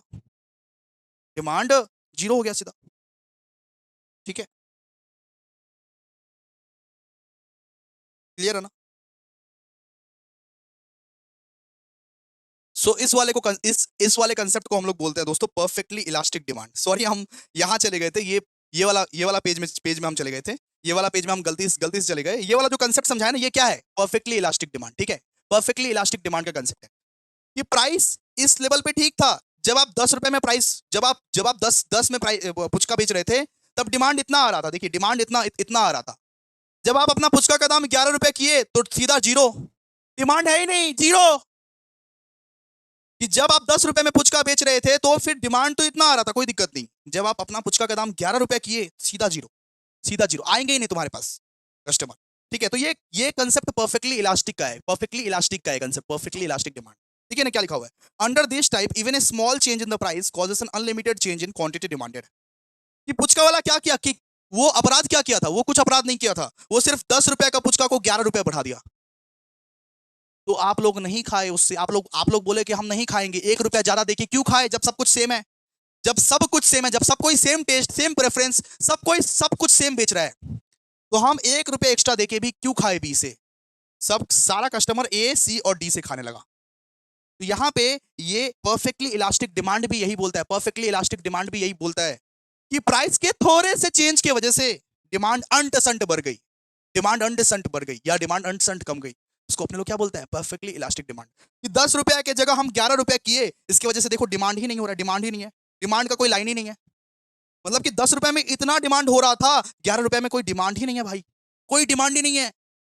तो इसको हम लोग क्या बोलते हैं? Under this type even a small change in price causes an unlimited change in quantity demanded customer buy only at one price and stop buying if price rises start slightly. हम समझाए ना? ठीक भाई, समझा ना तुम लोग? तुम लोग समझा ना? कि बी ने 1 रुपया पुचका का दाम बढ़ाया, कोई उसे नहीं खरीदा, कोई उससे नहीं खरीदा, बोला कि हम ए से खा लेंगे, सी से खा लेंगे, डी से खा लेंगे, तुमसे नहीं खाएंगे, तुम 1 रुपया बढ़ा दिया पुचका का। जब सब कोई सेम सेम दाम में बेच रहा है तो तुम्हारी हिम्मत कैसे हुई कि तुम अपना पुचका का दाम 11 रुपया कर दिया? हम नहीं खाएंगे तुमसे पुचका, 1 रुपया भी हम तुमको ज्यादा क्यों दे? तो उन सारे डिमांड को अपने लोग बोलते हैं दोस्तों परफेक्टली इलास्टिक डिमांड, जहां पे इनफिनाइट चेंज आता है, जहां पे प्राइस के थोड़े से चेंज होने की वजह से, प्राइस मैंने थोड़ा सा चेंज किया, ऊपर नीचे किया, उस वजह से इनफिनाइट चेंज हो गया डिफाइन डिमांड में। इसका कर्व कैसा होता है? ऐसा ऐसा। ठीक है, समझा ना सब कोई? समझा सब कोई? सब कोई समझा? ये परफेक्ट कंपेटिटिव मार्केट के लिए सूट करता है। जैसे मान लीजिए जग्गू बाजार जाओगे आप लोग, बहुत सारा सब्जी का दुकान है, ये सब उन सब मार्केट के लिए सूट करता है जहां पे बहुत सारे बिजनेसमैन लोग सेम प्राइस में same quantity same taste and preference provide कर रहे हैं। आप जादवपुर जाओगे, जादवपुर 8 भी जाओगे, वहां पे ना 4 रोल का दुकान ना एक साथ है, वहां पे भी ये सब फिट करता है। ये सब जादवपुर मार्केट जाओगे आप, वहां पे आप देखना कि 4-5 रोल का दुकान ना एक साथ एक एक लड़ी में पड़ा हुआ है। ठीक है, तो इसको आप लोग समझ गए आई होप। ठीक है, इसमें हम लोग क्या समझे कि एक ए था, एक बी था, एक सी था, एक डी था। पुचका वो लोग बेच रहा था 10 रुपए में, 10 रुपए में, 10 रुपए में, 10 रुपए में। ठीक है, अचानक से बी को मन हुआ कि हम अपना पुचका का प्राइस 11 रुपए कर दे, और थोड़ा सा स्लाइट चेंज की वजह से, थोड़ा सा चेंज क्या किया, उसका पूरा का पूरा डिमांड हिल गया, उससे कोई खरीदा नहीं। फिर ए से, सी से और डी से खरीदा पुचका। ठीक है, तो इसको अपने लोग क्या बोलते हैं? Perfectly elastic demand, perfectly elastic demand, perfectly elastic demand. ठीक है, परफेक्टली इलास्टिक डिमांड। अब परफेक्टली इनइलास्टिक क्या होता है? सुनो, परफेक्टली इनइलास्टिक का एग्जांपल सुनो। आप मान लो अमीर अमीर हो गए, बहुत अमीर हो गए। आप पहले बहुत गरीब थे, आप पहले सिर्फ मान लो सिर्फ 5,000 रुपए कमाते थे। आपका एग्जांपल ले रहा हूं, आपका, मेरा स्टूडेंट का एग्जांपल ले रहा हूं। आप पहले मान लो 5,000 रुपए कमाते थे, या आप मान लो पहले बेरोजगार थे, बेरोजगार। आप अभी क्या हो भैया? बेरोजगार। आप मान लो पहले बेरोजगार थे, अचानक आप बहुत अमीर हो गए, मिलियनर हो गए आप, मिलियनर, मिलियनर। जब आप मिलियनर हो गए, जब आप पैसा छाप रहे हो, जब आपके पास बहुत सारा पैसा आ रहा है, बहुत सारा पैसा आ रहा है, तो क्या आप डॉक्टर को जाके ये बोलते हो क्या? डॉक्टर, मैं बहुत अमीर हूं, भाई मैं बहुत अमीर हूं, मेरे को सिर्फ 1 इंजेक्शन नहीं, मेरे को 4 इंजेक्शन लगाना। डॉक्टर, मैं बहुत अमीर हूं, मेरे को 1 दवाई नहीं, मेरे को 4 दवाई दो, मैं 4 दवाई खाऊंगा। अरे गरीब लोग खाते होंगे 1 दवाई, गरीब लोग एक इंजेक्शन लेता होगा, हम 4 इंजेक्शन लेंगे। अरे वो गरीब लोग 1 इंजेक्शन लेता होगा, हम 4 इंजेक्शन लेंगे। ऐसा बोलते हो क्या डॉक्टर को? डॉक्टर को बोलते हो कि डॉक्टर साहब मेरे को 10 इंजेक्शन लगाओ, क्योंकि हम अमीर है, मेरे पास बहुत पैसा है, पैसे की चिंता मत करो डॉक्टर, आप 10 इंजेक्शन भूको, भोगते रहो, भोगते रहो, भोगते रहो, भोगते रहो। एक इधर लगाओ, एक इधर लगाओ, एक इधर भी लगाओ। डाक हो गया, डाक हो गया। एक इधर, एक इधर, एक इधर भी लगाओ। पीछे भी लगा दो एक तो। अब बोलते हो क्या ऐसा? बोलते हो कि नहीं बोलते हो? बताओ। आप बहुत अमीर हो गए, आप अंबानी बन गए, अंबानी को टक्कर देने वाले बन गए, तो आप बोलते हो क्या? डॉक्टर, आप 1 इंजेक्शन मेरे को मत लगाना, आप 10 इंजेक्शन लगाओ। ऐसा बोलते हो क्या? नहीं बोलते हो ना। तो परफेक्टली इनलास्टिक डिमांड यही बोलता है कि प्राइस कितना भी बढ़ जाए एक सामान का, डिमांड आपका उतने का उतना ही रहता है। एक एक चीज ऐसा होता है कि उसका डिमांड उतने का उतना ही रहेगा। डिमांड इतना ही है भाई, देख देख, डिमांड इतना का इतना ही है। प्राइस चाहे बढ़े चाहे घटे, कोई फर्क नहीं पड़ता, डिमांड तो इतना का इतना ही करेगा हमेशा। हर हर वर्ग का इंसान, अमीर हो चाहे गरीब हो चाहे कोई भी। अच्छा, और एक एग्जांपल सुनो, और एक एग्जांपल। मान लो बहुत अमीर हो गए, मम्मी को आप बोलते हो क्या? मम्मी सब्जी में ना नमक बहुत डालना। हम लोग जब गरीब थे मम्मी, हम लोग सिर्फ 1 चम्मच नमक अफोर्ड कर पाते थे, आज हम बहुत अमीर है, आज आप 10 चम्मच नमक डालो, सब्जी में नमक डालो, डालते रहो मम्मी प्लीज। तुम मेंटल पेशेंट है, तुमको भांगुर जाना चाहिए। मेंटल पेशेंट है तब, तुमको पीजी में जाना चाहिए। वो सब बच्चा को पीजी में जाना चाहिए जो लोग बोलते हैं मम्मी हम लोग जब गरीब थे तो हम लोग 1 चम्मच नमक सिर्फ सब्जी में डालते थे, आज हम अमीर हो चुके हैं, आप अब 10 चम्मच नमक डालो, आज आप 10 चम्मच नमक डालो। भाई मेंटल ट्रीटमेंट का रिक्वायरमेंट है। इसको अपने लोग क्या बोलते हैं? Perfectly inelastic demand, perfectly inelastic demand.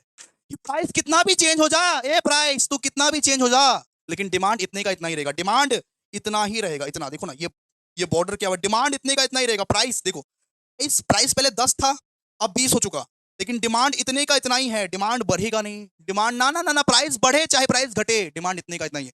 नमक का प्राइस चाहे 10 हो, चाहे 100 हो, चाहे 200 हो, आपका डिमांड उतने ही रहेगा। लेकिन डिमांड तो करोगे आप। नमक तो जरूरी है, दवाई तो जरूरी है, नमक तो जरूरी है, दवाई तो जरूरी है, रोटी कपड़ा मकान तो जरूरी है, लेकिन उतना ही करेंगे डिमांड जितना का जरूरत है, उससे ज्यादा हम अपने लोग नहीं करते। तो परफेक्टली इनलास्टिक डिमांड का एग्जांपल याद कर लेना, नमक, दवाई। Here quantity demanded remains constant even when price changes, मतलब प्राइस चेंज होता रहे कोई दिक्कत नहीं है, प्राइस बढ़े चाहे प्राइस घटे कोई फर्क नहीं पड़ता, क्वांटिटी डिमांडेड क्या रहेगा इधर, कांस्टेंट रहेगा, कांस्टेंट रहेगा, ठीक है। फिर बात करते हैं relatively elastic demand. Relatively elastic demand क्या बोलता है कि प्राइस के थोड़े से चेंज के लिए, प्राइस में थोड़ा सा चेंज आया, थोड़ा चेंज आया, उसकी वजह से डिमांड घट गई, अचानक से डिमांड बहुत ज्यादा रफ्तार में घट गई। प्राइस में थोड़ा चेंज आया लेकिन डिमांड बहुत ज्यादा रफ्तार में अगर घट गई, उसको बोलते हैं अपने लोग रिलेटिवली इलास्टिक डिमांड। जैसे मान लो कि मॉल में गए, मॉल में गए, हम्म, मॉल में गए, मॉल में जाके एक टी शर्ट तुमने देखा, टी शर्ट, ठीक है, टी शर्ट देखा 300 रुपया, मॉल में गए, टी शर्ट तुमने देखा 300 रुपया और देख के आ गए, मम्मी को बोला मम्मी मम्मी मम्मी एक 300 रुपये का टी शर्ट है, प्लीज हमको दिला दो ना मम्मी, प्लीज हमको दिला दो ना मम्मी। नेक्स्ट डे तुम मॉल में गए, वही सेम टी शर्ट आपको मान लो 500 दिखा रहा है, तो आप लोगे कि नहीं लोगे बताओ, रैशनली बोलना, अपना दिमाग से बोलना। वही सेम टी शर्ट अगर मान लो 500 दिखा रहा है, लोगे कि नहीं लोगे बताओ, सीधा सीधा बोलो, लोगे कि नहीं लोगे बताओ, लोगे कि नहीं लोगे बताओ। ना दादा नेबो ना, अरे 300 का टी शर्ट था 500 हो गया, क्यों लेंगे भैया, क्यों लेंगे, नहीं लेना ये सब। तो जब प्राइस में थोड़ा चेंज आ जाता है और डिमांड में बहुत ज्यादा चेंज आता है, प्राइस के थोड़े से चेंज होने की वजह से डिमांड में बहुत ज्यादा जब चेंज आ जाता है, उसको अपने लोग क्या बोलते हैं, relatively elastic demand. In this case percentage change in quantity demanded is greater than percentage change in price. यहाँ पे क्या बोला, प्राइस में थोड़ा चेंज आया, इसकी वजह से डिमांड में बहुत ज्यादा चेंज हो गया, इसको क्या बोलते हैं, relatively elastic demand, relatively elastic demand, relatively elastic demand. अब बताओ ना, एक मान लो कि 10,000 का फ्रिज खरीदने वाले थे तुम,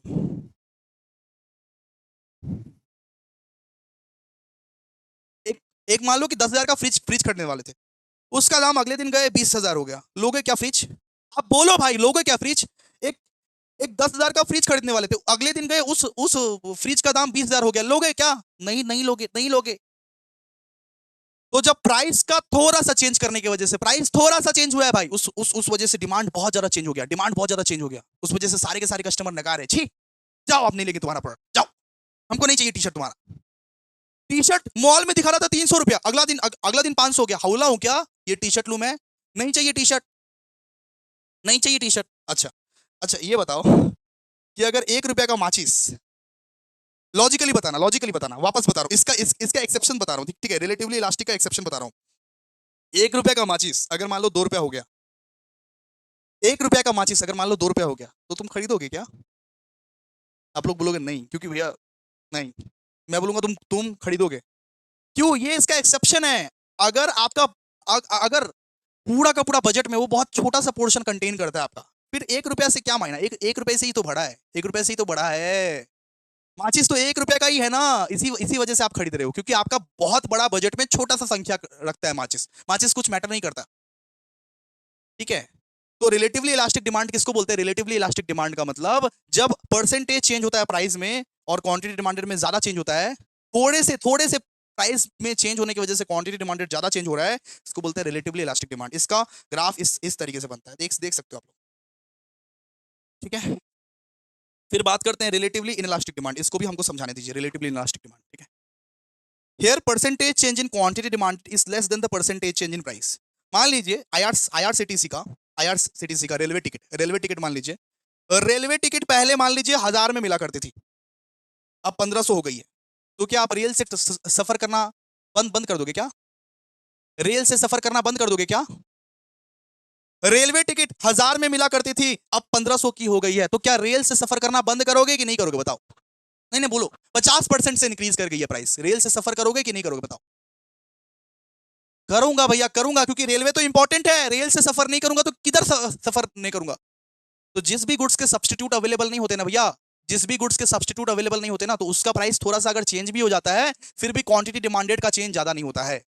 जिस भी सामान का सब्सटीट्यूट गुड्स अवेलेबल ही नहीं है मार्केट में, आप आप देखो ना, जियो को बहुत बॉयकॉट कर रहे थे, आप बहुत ज्यादा बॉयकॉट कर रहे थे जियो को, लेकिन जियो कितना भी प्राइस बढ़ाता है, फिर भी आप जियो ही लेने जाते हो ना लास्ट में, फिर भी आप जियो जियो चलाते हो ना लास्ट में, बीएसएनएल पे तो ट्रस्ट नहीं कर सकते, बीएसएनएल का तो नेटवर्क ही नहीं आता। आप बहुत जियो की बुराई करते हो कि जियो ये बढ़ा दिया, जियो इतना प्राइस बढ़ा दिया, जियो उतना प्राइस बढ़ा दिया, लेकिन जियो थोड़ा सा भी, मतलब फिर वापस जियो के पास ही जाते हो ना। तो रिलेटिवली इनइलास्टिक डिमांड यही बोलता है कि जिस भी गुड्स का क्लोज सब्स्टिट्यूट अवेलेबल नहीं है, कोई चारा अवेलेबल नहीं है, जिसका कोई चारा अवेलेबल नहीं है, जो नेसेसिटीज बन चुकी है आज की लाइफ के लिए, जो नेसेसिटीज आज के लाइफ के लिए बन चुकी है, वो थोड़ा बहुत अगर प्राइस राइज भी होगा फिर भी हम उसको कंज्यूम करेंगे। मैं फिर भी तुमको चाहूंगा, मैं फिर भी तुमको चाहूंगा। अरे तुम्हारा गर्लफ्रेंड तुमको धोखा दे रही है, किसी और से बात कर रही है, तुमको ये सब पता होते हुए भी तुम फिर भी उसी के पास पीछे पीछे जाते हो कि नहीं जाते हो? बताओ। क्योंकि तुमको पता है कि मेरा औकात क्या है। अरे तुम्हारा गर्लफ्रेंड तुमको धोखा दे रही है, पीठ पीछे किसी और लड़के से बात कर रही है, तुमको भाव नहीं दे रही है, फिर भी तुम जाते हो कि नहीं जाते हो उसका पीछे पीछे? क्यों जाते हो? क्योंकि तुमको पता है बेटा, तुमको पता है कि मेरा औकात यही है, हमको तो कोई और मिलने नहीं वाली है, हमको तो मिलने नहीं वाली है कोई। तो यही होता है बेटा, यही होता है। इसी इसी को बोलते हैं अपने लोग रिलेटिवली इनलास्टिक डिमांड। कि जब प्राइस चेंज भी होता है, कोई कोई गुड्स का प्राइस चेंज भी होता है, फिर भी कस्टमर को फर्क नहीं पड़ता है, फिर भी डिमांड उतना नहीं कमता जितना कमना चाहिए। तो अपने लोग क्या बोलते हैं? Relatively inelastic demand. ग्राफ बना दीजिएगा। इसका जो ग्राफ होता है वो स्टीपर होता है, स्टीपर। इसका अच्छा, रिलेटिवली इलास्टिक का ग्राफ जो होता है फ्लैटर होता है और इसका ग्राफ जो होता है वो स्टीपर होता है। ठीक है।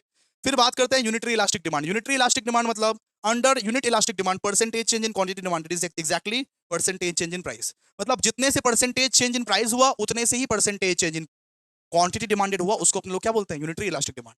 मतलब जितने से परसेंटेज चेंज इन प्राइस हुआ, जितने से प्राइस चेंज किया बेटा, उतने से ही क्वांटिटी डिमांड भी चेंज हो रहा है। जितने से प्राइस चेंज हुआ उतने से ही डिमांड भी मेरा चेंज हो गया, उसको अपने लोग क्या बोलते हैं? Unit elastic demand. Unit elastic demand इसका हमेशा 1 रहता है। यूनिट इलास्टिक डिमांड का इलास्टिसिटी जो है 1 रहता है। ठीक है। इसका जो इलास्टिसिटी है रिलेटिवली इनइलास्टिक डिमांड का जो इलास्टिसिटी है वो लेस देन 1 रहता है। ठीक है। रिलेटिवली इलास्टिक का रहता है ग्रेटर देन 1। ठीक है। ये परफेक्टली इनइलास्टिक का होता है 0 और ये परफेक्टली इलास्टिक का होता है इनफिनाइट। इनफिनाइट। ठीक है। आई होप आप लोग बहुत बढ़िया तरीके से समझ गए। यूनिटरी इलास्टिक डिमांड का मतलब क्या? जितने से प्राइस चेंज हुआ है मार्केट में उतने से ही डिमांड चेंज हो रहा है। Percentage change in price is equals to percentage change in demand, उसको अपने लोग क्या बोलते हैं? Unit elastic demand. I hope आप लोग का आज का लेक्चर बहुत अच्छा समझ में आया होगा। सप्लाई हम वीडियो डाल देंगे सप्लाई का। ठीक है। सप्लाई का हम वीडियो डाल देंगे। सप्लाई का हम वीडियो डाल देंगे। 20 मिनट का चैप्टर है। 20 मिनट का चैप्टर है। 20 मिनट का एक वीडियो आ जाएगा। सप्लाई उसमें समझा देंगे दोस्तों। Thank you so much guys. Please एक कमेंट जरूर कर दीजिए। बहुत एफर्ट लगा है, बहुत बहुत बहुत ज्यादा मेहनत लगा है। प्लीज एक कमेंट जरूर कर दीजिए गाइस, प्लीज। अगर आपको लगता है ना कि भैया अप्रिशिएट कर सकते हैं, प्लीज लाइक कमेंट शेयर जरूर कर दीजिए। Thank you so much. आपके रगों में बसा चुका हूँ, आपके खून में बसा चुका हूँ। Thank you so much guys, thank you so much. Class यहीं पे एंड करता हूँ।